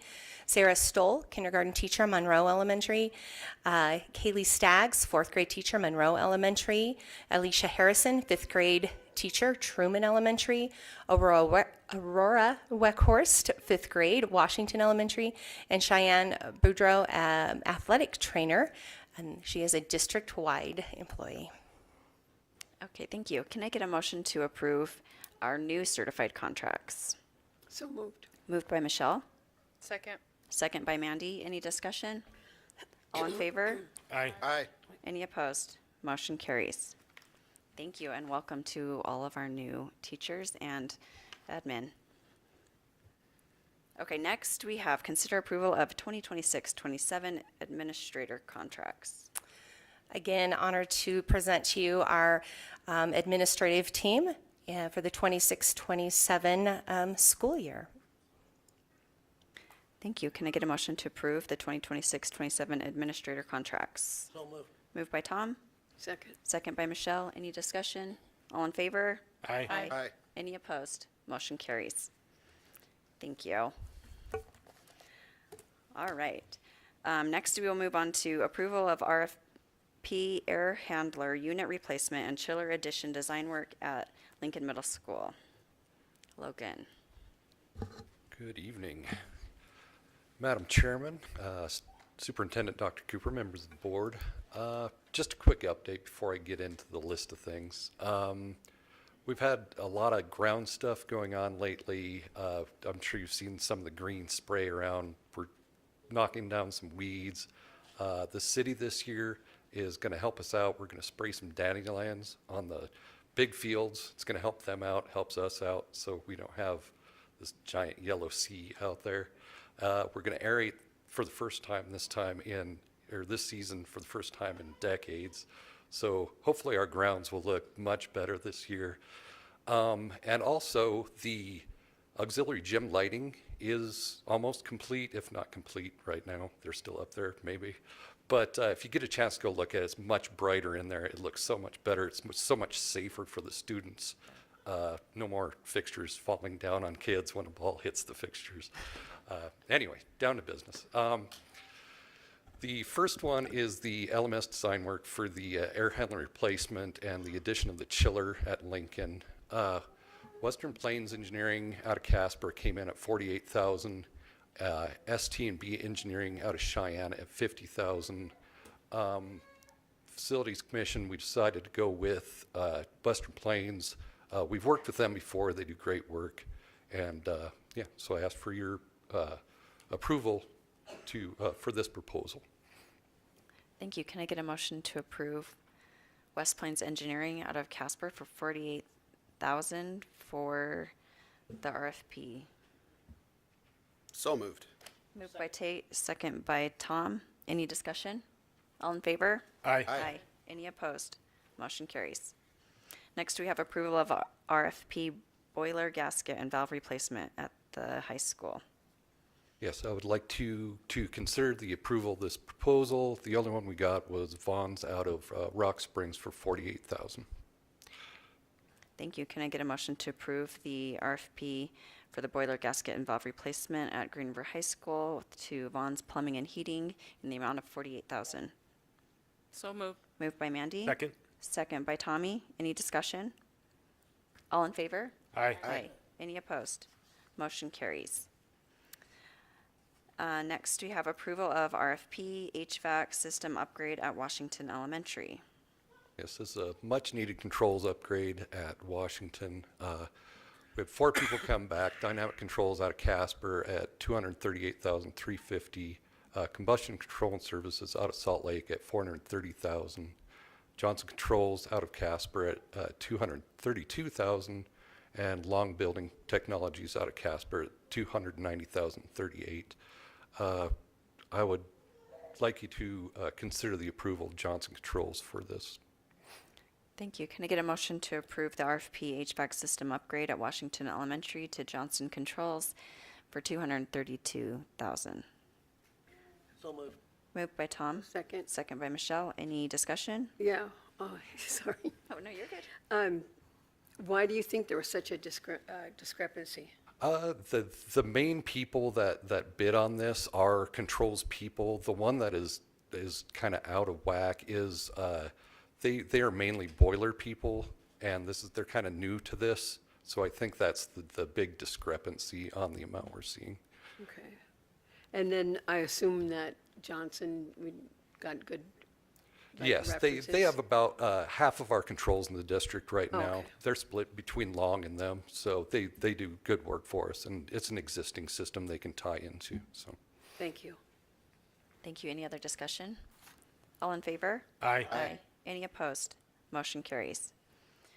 Thank you. Okay, next, approval to go out for RFP for boilers at the Aquatic Center for 2 of them. Yes, these are the boilers that actually heat the pool water. One of them right now, there was an electrical issue that cooked a solid state board on it, and we can't get that board. They keep telling us it's being made, but it's been on order for 6 months now, and they don't know when it will be available. The other one is the exchanger's leaking on it. So at this point, they're about 2 years from what is considered end of their life. So I think it's just time to replace these. So I would like to request approval to go out to RFP to replace both those boilers. Thank you. And you've got a lot of projects you're juggling here. I do. How old are these boilers right now? They're the age of the pool, so about Okay. 13 years. Yeah. Okay, any other questions? Okay, can I get a motion to go out to RFP for both boilers at the Aquatic Center? So moved. Moved by Mandy, Second. second by Michelle. Any discussion? All in favor? Aye. Any Ashley, opposed? I have a question. Yeah. Is this, when we go to replace these after we get the approval, is this, will this fall under major maintenance? Yes, all these projects are major maintenance, yes. Okay. Any opposed? Yep. Motion carries. Sorry, I didn't give you enough time. Oh, you're good. I'm just trying to move us along. I'm moving along tonight. Okay, next, approval of, oh, thank you, Logan, you're off the hot seat. Okay, approval of RFP for architectural services for condition evaluation of transportation and the maintenance facilities. Katie Harder. Good evening, Madam Chair Castilian, Superintendent Dr. Cooper, and Board of Trustees. We got a couple of proposals for this RFP, and we carefully evaluated each one of those. One proposal came in much lower than the other one. However, they would like our staff to go around and do all the measurements and assess the building and then report back to them. We felt like this would take away from their daily tasks, and therefore we would like to recommend going with the higher bid, GCG Architecture out of Casper, Wyoming at $19,980. Okay. Just to clarify, they will come on site and do all the measuring and evaluations themselves, Yes. right? Any other questions or discussion? Well, I just want to comment that I like that because then they're responsible. Yes. Instead of us trying to measure and mess up. Okay, can I get a motion to approve the RFP for architectural services for condition evaluation of transportation and maintenance facilities? So moved. Moved by Tom, second by Michelle. Any other discussion? All in favor? Aye. Any opposed? Motion carries. Next, approval to use NCPA contract for Chromebook purchases. JR. Thank you, Madam Chair Castilian, Superintendent Cooper, members of the board. It's that time of year again, and I say that as we're actually a little late this year because of Ramageddon. I don't know if you guys have heard of it, but memory prices are through the roof.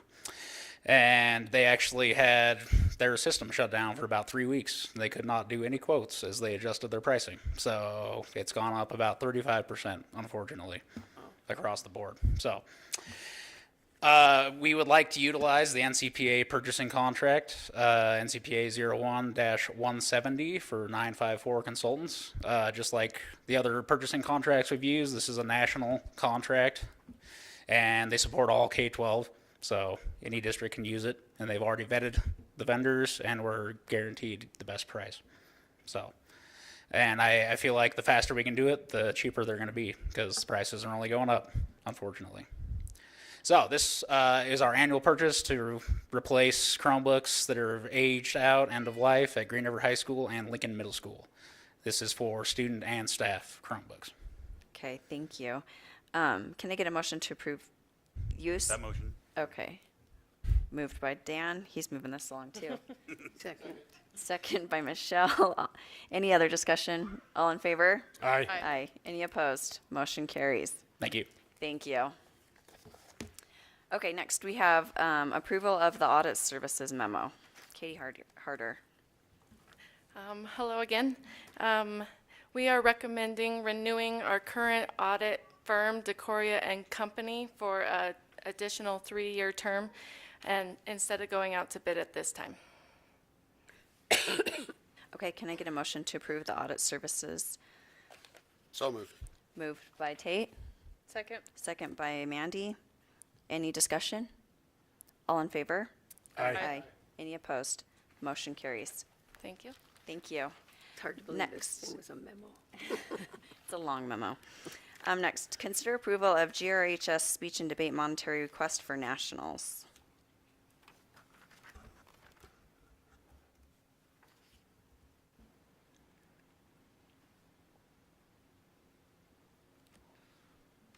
See, I kept my words limited last time so that I could use a lot of them this time. So we are coming before, in the past, the school board has donated some money for us to come to nationals.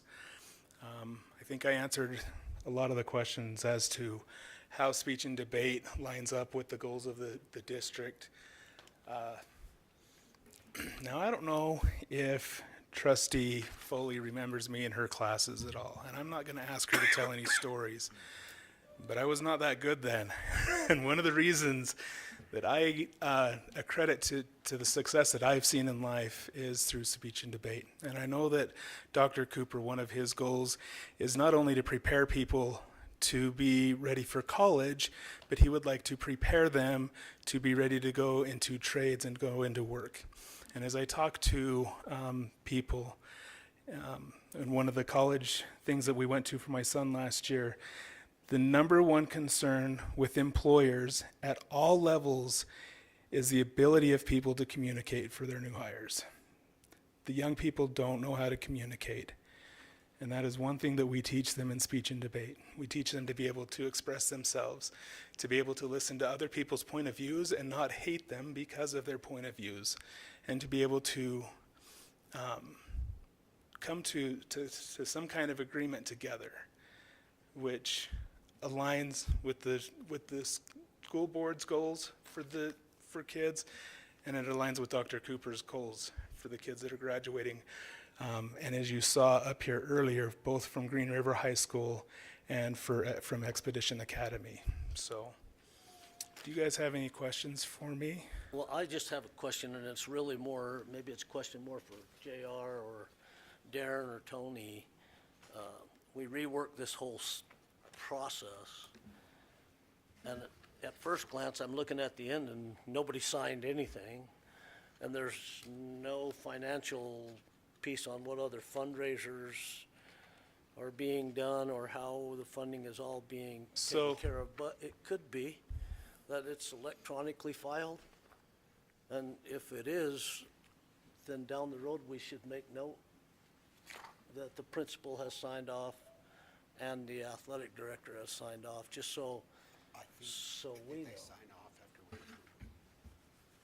I think our intention was that they sign off before, so that we know that the principal knows that they're going, and then Tony knows that they're going.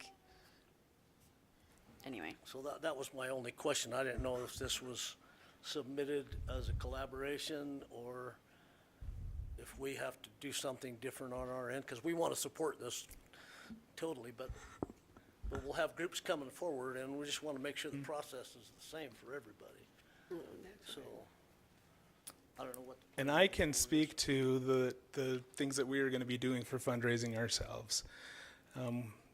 as you guys saw in the itinerary, one of the things that we are doing is reaching out to grants. We reached out for the BOCES grant, where we have reached out to the William Tate grant, which is through the NSDA, and we've reached out to a couple of other grants that we haven't heard back from yet. We are also selling raffle tickets, which once I get them printed up, you guys are more than happy to purchase from us. We will be raffling off a fishing trip through Solitary Anglers. They've donated, and that's about $1,600.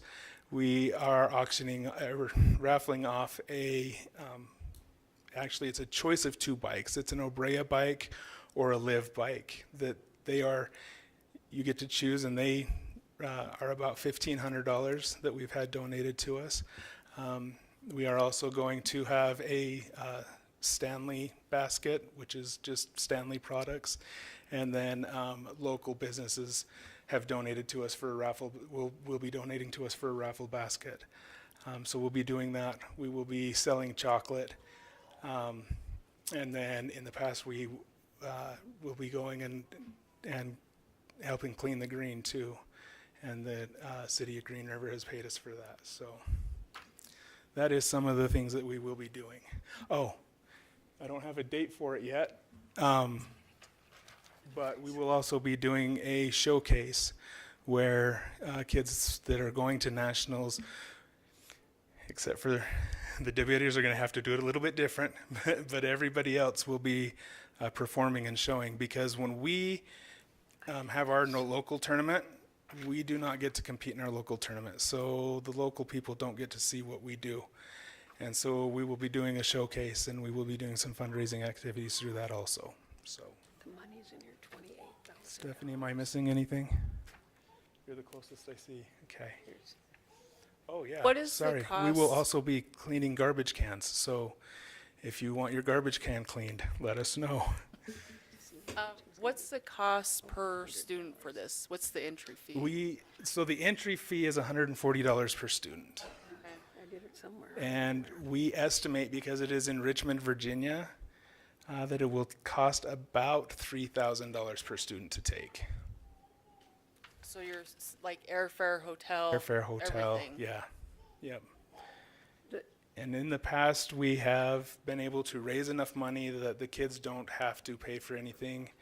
Last year, we were lucky enough that we were able to pay for their meals too. So I hope we do that again this year, but we'll see how the fundraising goes. Was the budget 28,000 last year also? Yeah. And I saw on there that you have, so I counted, so you have 8 students going, I have correct? 8 students going. But then maybe 2 more. I could have a potential of, well, we can take 2 in supplementary events, and they'll be helping us with the fundraising. Their entry fee is $30, so it's a little bit different. But I have 3 students that are registered in what's called a last chance qualifier. Historically, in my experience, we haven't had one qualify from that. I think we could have one this year, but that is a national tournament. So if they qualify at that, then they've competed nationally, because it's a national level tournament. Okay. So would the number be changing then, possibly? It could When change is possibly, that yes. tournament? The 27th. Say that again, I missed that part. So they have 8 going, but possibly another one, because they can do another qualifier. But that tournament's on the 27th of April, correct? Yes, ma'am. So maybe we table this. Well, I am not opposed. I want to support this. The national qualifier, $175 per participant plus the $75 that they would qualify for. But I just have concerns about this form. Maybe we approve this and we don't take any others that are not filled out, but there's no information about how much you're requesting, nothing about the competition, no signatures. That's my only drawback. Not about speech and debate. This is just about us moving forward with these requests so that they come to us. And we know the principal knows, we know the athletic director knows, so. Just to clarify, it's April 27th or May 27th? April 27th is when the last chance qualifying tournament is. Okay, Yes. okay. Yeah, I would suggest we table it until we know how many, if you have those other two that do happen to qualify, we can Okay. come back and approve everybody that's qualified for it. Then if the form is also completely filled out, but then we have it in our records too, with all of the information. Is that soon enough if we table it till May for Yes. you guys to get money? That should be fine, yeah. Okay. We do leave in June, so yeah. Okay. So let's do that. Does that work? Ashley, We I'll do support you. We do. We just want, since we just started our form, we want to be like Consistent. consistent, yes. Well, and I would hate to leave out, Yes. if you do have another one or two that qualify. I mean, I don't want to leave them out from getting Right. some monies, so I think let's see what happens and then come back in May and make sure you have everybody covered. Okay. Yeah. Ashley, I'll move to table this until the May meeting when we know exactly how many the speech and debate have. Okay, moved by Tate, Second. second by Dan. Any other discussion? All in favor? Aye. Aye. Any opposed? Motion carries. Thank you, and good luck to you guys, too. All right, Mrs. Covey, you're up. Next, we have Section E, support staff policies for the third reading.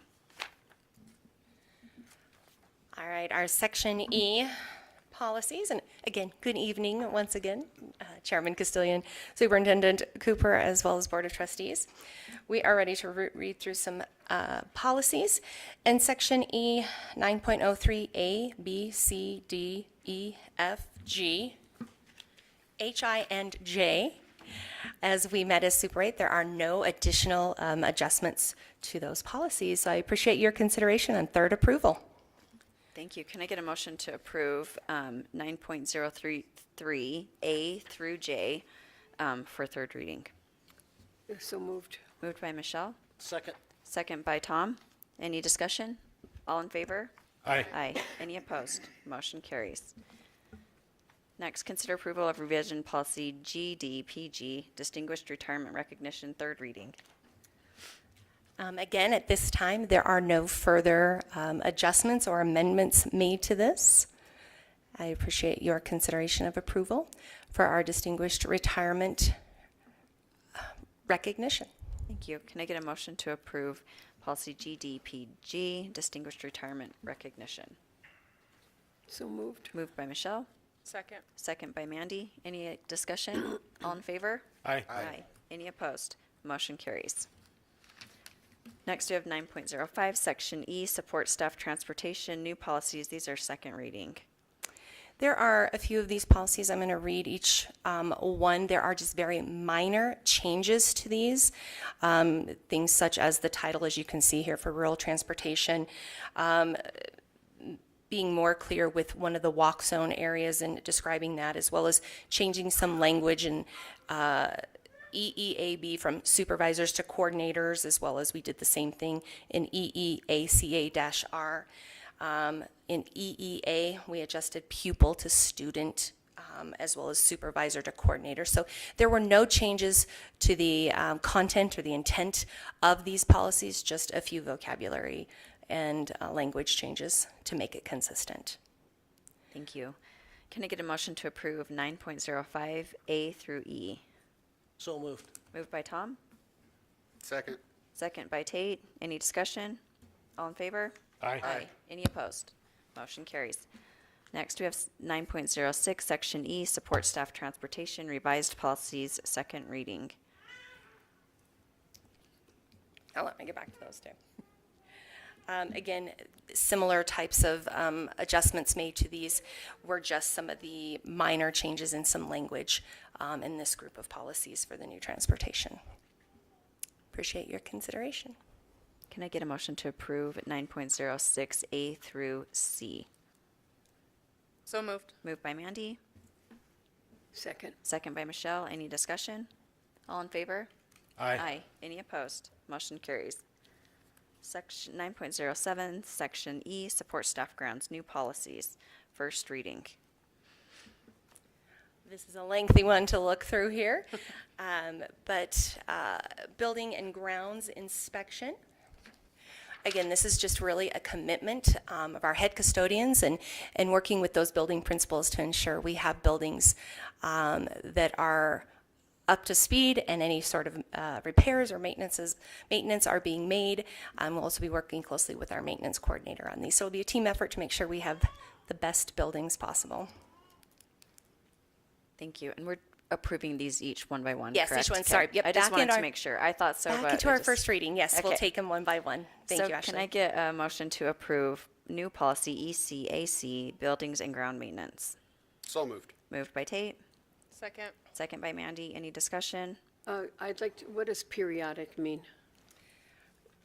That is left up to our maintenance coordinators, our principals, as well as our custodian coordinators. I think periodically would be several times throughout the course of the year, maybe on a quarterly basis. We're not honing it into a specific time frame, but it would be something that would need to be made awareness of. Could we amend that to like at least a minimum of once quarterly?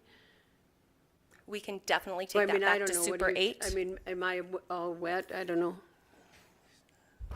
No, I think the language of that just, it allows for some flexibility and periodically in what that means, that we're not tying us into specific numbers, but we definitely can take that back to Super 8 to have some further conversation on more specific numbers. Like you said, at minimal numbers per quarter, I think would be very acceptable. Okay. Thank you. You're welcome, thanks. Okay, any other discussion? Did I already get a motion? No. Did we do a motion? Yes, we did. All in favor? Aye. Aye. Any opposed? Motion carries. Sorry, I got lost in where we were. We've done so many. Okay. Next, consider approval of new policy EBAB, hazardous materials. Hazardous materials, this is where copies of policies that are promulgated through our Superintendent of Public Instruction and consultant with the Department of Environmental Quality that will be in pursuant of our state statute that for the proper and safe storage and disposal of toxic chemicals or other hazardous materials or substances that are used by schools or in educational programs that are kept here in the district. And I know this past summer we have gone through this process and we have removed hazardous materials through the proper channels to ensure they are taken away safely.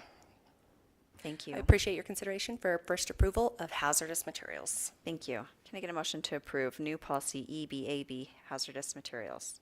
So moved. Moved by Tom, Second. second by Michelle. Any discussion? All in favor? Aye. Aye. Any opposed? Motion carries.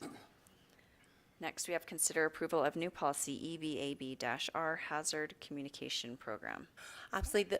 The main purpose of this policy is just to really ensure that whether it be maintenance or transportation and or our custodian coordinators or any designee that will verify that the containers that we receive for and are used within the district are clearly labeled as such and that the contents that are in there with the appropriate labels so we understand what are in those bottles, containers, and boxes as well.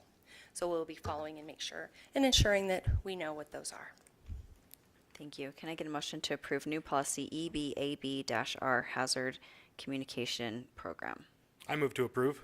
Moved by Tommy, Second. second by Mandy. Any discussion? One comment on this, just note to look into MSDS as the update is SDS. Say that one more time, those letters, please. Material safety data sheet is now updated to just SDS. We were just having some of those conversations with our custodial folks this morning with our new vendor, so thank you. We'll make that adjustment. Thank you. Any other discussion? Okay, all in favor? Aye. Aye. Any opposed? Motion carries. Next, we have Section E, support staff, grounds, and transportation revised policies. First reading. Safety program. As you can see in the red were some recommendations from the Wyoming State School Board Association.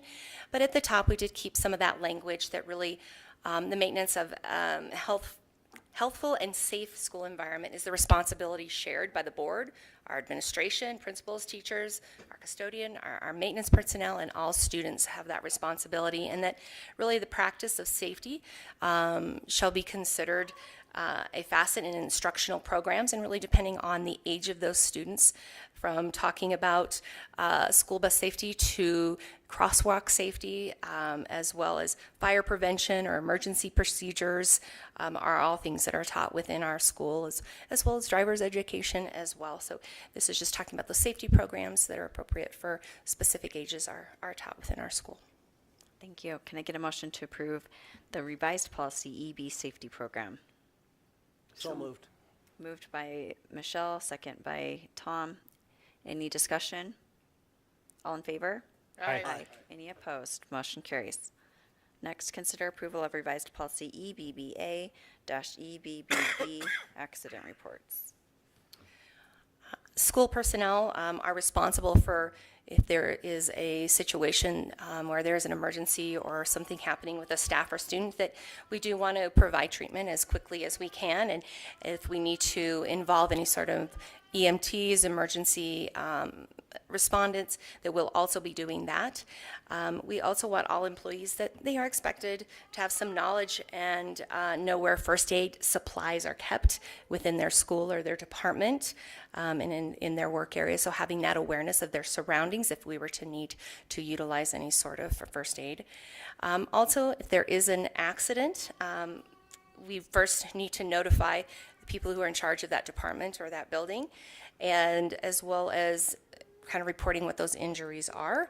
And then, of course, it's important that the Human Resource Department is also made aware so that an appropriate report can be made. And as you can see coming up, we're going to be asking for this type of information to report that accident and ensure, first of all, that our staff or student are okay and are being cared for, and then obviously respond to what that accident was if we need to correct something, or just make sure that that person is taken care of. Thank you. Can I get a motion to approve the revised policy EBBA-EBBB accident reports? I move to approve the revised policy EBBA to EBBB. I'll second. Moved by Tommy, second by Tom. I just something to add. Is there going to be a definition of an accident, or just from a former shop teacher, I guess? A Band-Aid require reporting, just something for the committee to discuss. We definitely can discuss that, exactly. Thinking what a shop Band-Aid may look like versus, a kindergarten on the playground Band-Aid may look like, but absolutely, we can have some discussion what the Super 8 committee would like to do with that. Thank you, Mr. Wilson. Thank you. Any other discussion? All in favor? Aye. Any opposed? Motion carries. Next, consider approval of revised policy EBAA, notification of pesticide application on or within district property. I think we had some discussion just a little bit earlier regarding this. As you have noticed around our district, lots of green sidewalks, taking care of those weeds. And prior to that happening, if you've been in any of our buildings where that's taken place, you will have noticed a notice placed on the door of when that's happening. So we've been following the state statute and getting those up to date. And I know we ran into a situation where weather was coming in, so we had to adjust those dates and make those changes on those sheets. So we greatly appreciate our maintenance crews and making sure that is happening. So that's just an example of us following this notification of pesticides and application on district property, and just really following our state statute. Thank you. Can I get a motion to approve the revised policy EBAA, notification of pesticide application on or within district property? So moved. Moved by Mandy. Second. Second by Tommy. All in favor? Aye. Any opposed? Motion carries. Next, consider approval of revised policy EC, buildings and grounds management. Kind of similar to our previous policy on our buildings and grounds, but this is talking about the management of just the physical environment, that we want to make sure that it's safe, that it's clean, that it's attractive, and it's pleasant and functioning smoothly.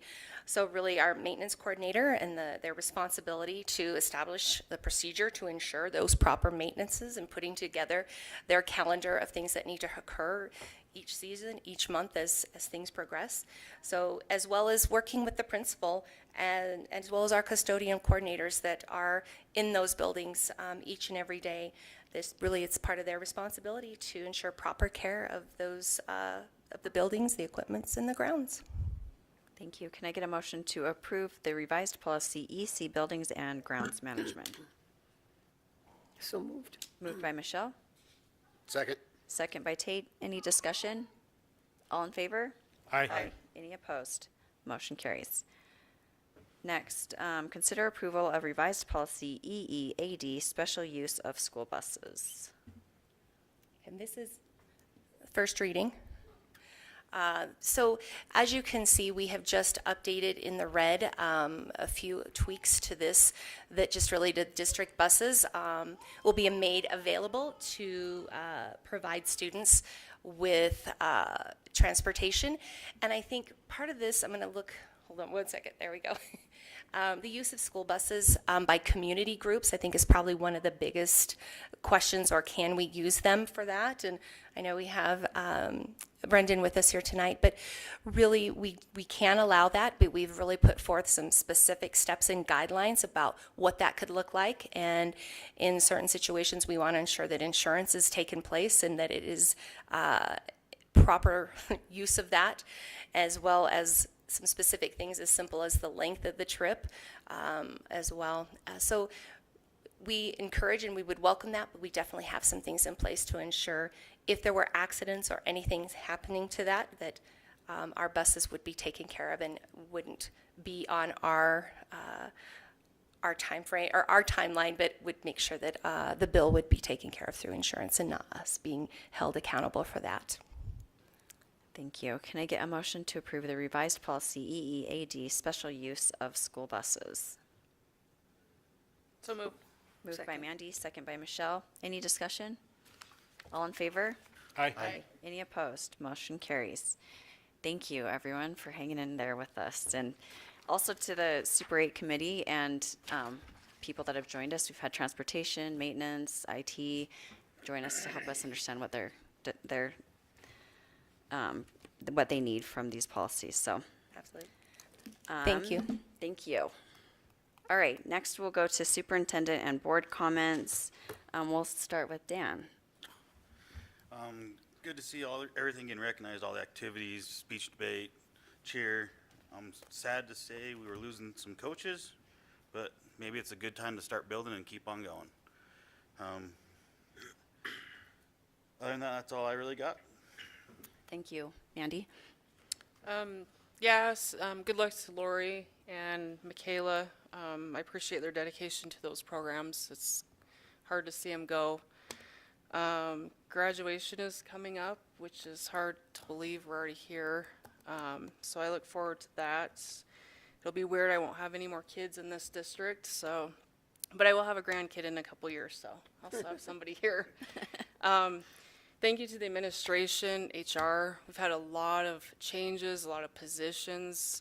You guys have been filling those with some great candidates, so I appreciate your guys' dedication to that and making things work. Good luck on the coaching positions, Tony. I know we'll have some great candidates for those, but thank you for your dedication. Appreciate that. Thanks. Tommy? Evening all. It was great to see. I guess it was more than a trio with the coaches of the year. We also had music teacher recognition, but what an awesome thing for our district and seeing the success of our activities. So that was awesome to kick off the meeting.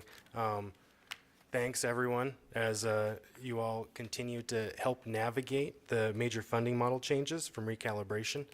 These are certainly turbulent times looking forward, but I am hopeful with the good support and collaboration we have within the district as we figured out the best course for this district and our students. Thank you. Michelle? Again, I get so impressed with our school district.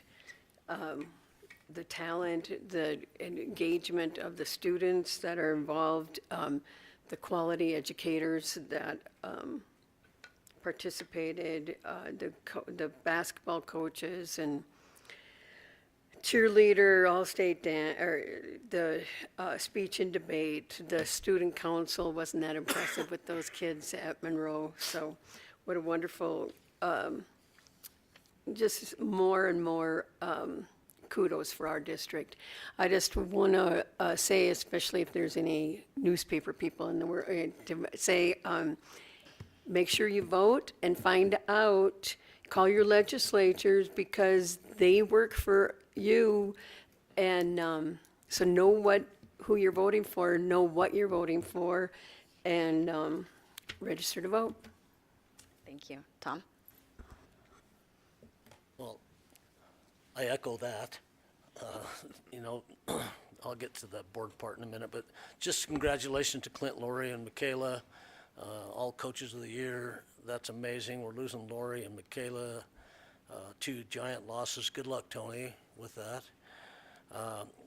Hats off to Mike Iamone, Kelly McCulley, Sydney Ferreira for what's going on at Monroe Student Council. That's amazing. Getting our kids involved in public service is a big deal. A question maybe for Tony, maybe for Anne Marie, but I was able to go to the middle school conference swim meet the other day, and I saw Dana Givens running around, and I know she's not a coach. Does she get paid to do that? She gets a little compensation because what she does, I can't say that in a public meeting, but what she does is absolutely amazing. So hats off to her, and thank you for compensating her because she deserves it. Welcome all of our new hires. Tom Jasmine's going to do a good job. He's got big shoes to fill, though. Darren Heslop's done a great job, and Tom will come in and pick up where Darren left off. But we're going to miss you. So just want to say, I think Mandy brought it up. We only have one more board meeting before graduation. So I want to talk about the Macy Braden Memorial Golf Tournament on May 29th. It's in between Expeditions graduation and Green River High School graduation, but the proceeds go 100% to support CTE students moving on to further their education. It's a golf tournament on a Friday, but it's a lot of fun. So we have some great community support. And lastly, I want to thank this board, all volunteers. And for those of you that don't understand the recalibration, what it looks like on one side is they did good. And then when you get right down to the nuts and bolts, they're taking away local control, local money, punishing us for being fiscally responsible. This board is faced with some big challenges moving forward. But hats off to all of you for your dedication. So anyway, enough of that. That's all I have. Thank you. Tate? Thanks everybody for being out here tonight. Winding down on the tail end of the school year. Hope everybody is excited for summer. We didn't have much of winter, so except for Friday, probably maybe up to 3 inches of snow, possibly. This week is Y-top at the elementary schools, so I try to get my kids to bed early, but that never happens. Hell, across at middle schools too. The speech and debate program, I don't know if they always get the recognition that they deserve. What they do to get these kids ready for the world that they're going to be thrown into in a couple of years or a couple months. Future leaders. Teaching them how to have civil conversations is something that I think a lot of adults have missed out on or forgot about. I think what they're doing with that is huge because it's easier to cast stones than to sit down and have a conversation with somebody. So what they're doing with speech and debate, I think is amazing, and happy they were here tonight. Congratulations to our coaches of the year. 3 of them. Lori Ivory's going to be greatly missed. Both basketball programs were awesome to watch this year. Just the competition and the camaraderie there. Coach Christensen, the football coach, announced that he was stepping down and moving on somewhere else. That is a huge loss for us, but I have all the faith in the world that we're going to get another great coach in to keep on with his legacy that he's turned that football program around. Monroe Elementary School's doing great things. It's awesome to see the elementary school kids in here, just excited. Just to reiterate on the legislation stuff, do your homework. A lot of people just I'm happy that we're getting the money to pay our teachers, and they're going to be happy with parts of it, but it also constricts a lot of the support that the teachers have. We're going to have to, puts a lot more work on admin to try to figure out how we can keep supporting our teachers the way we have. And then the non-educators. Yep, non-educators and across the board, things are going to look a lot different last year. Some people are probably going to be upset with some of the changes that we have to make, but I encourage you to do your homework and realize why we're making the decisions that we have to make. Call your in the months legislator. to come up. So, thank you. Thank you. I would just echo all of those same comments. Definitely educate yourself on your legislators and voice your opinions too. Let them know what you think. I just wanted to, Riverview is getting redone, and I saw a big bus having to squish down, and I thought of transportation today, and so thank you guys for being flexible, and I'm sure you may have to reroute at some point, but thanks for being flexible on that, and it'll be good to get our roads fixed, but I just was thinking we're in that busy season. Also, thank you to our leadership team and our business department. I know you guys have been spending endless hours trying to figure out the recalibration model and how it's going to affect us in ways that we can keep on functioning. So thank you for all those many, many hours and probably a lot of stress. So thank you so much.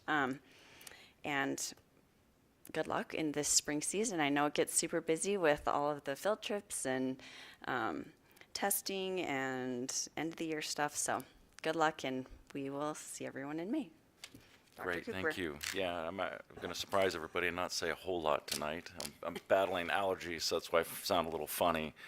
But I do want to say some great, it's just really, really impressive to see our students and all that they're able to do and all the activities we're able to provide and how they're able to excel in all these extracurricular activities. It's really neat to see when they come up here and present. Enough has been said, I think, about the recalibration, so I won't comment on that. We have a lot of work to do, though. Just know that the budgets are going to be challenging. We're going through negotiations with our association here in the next couple of weeks. It's going to be a lot of hard work. Like enough has been mentioned about it. I just want you to know we're going to work really hard to make sure everything's as equitable as possible across the district. We're going to do our best.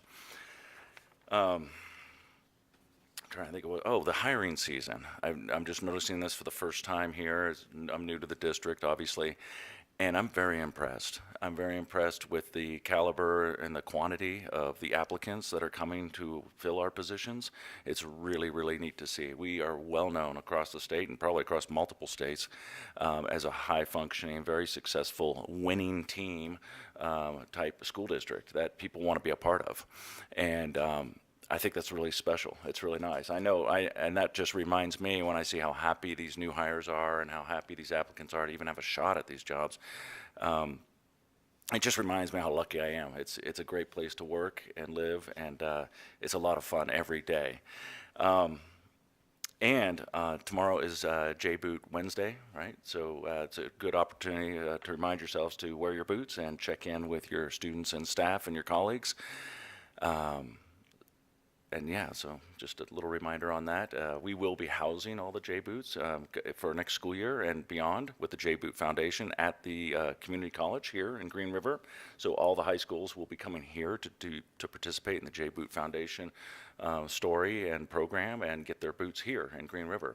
And also that means our students don't have to drive 3.5 hours to Casper for the 1.5 hour show and then drive back with their boots. And so it was a kind of a win-win all the way around. But if you walk into the WWCC next year and you smell leather, now you know why. 6,000 pairs of boots. So thank you all. It's a great pleasure to work here. Thank you guys. Thanks. Thank you. With that, I need a motion to move into executive session to discuss the CTE project. Madam Chair? Oh, yes. I move to go into executive session for the CTE project. Okay, moved by Tommy, second by Tom. Any discussion? All in favor? Aye. Aye. Any opposed? Motion carries. We can do that in my work.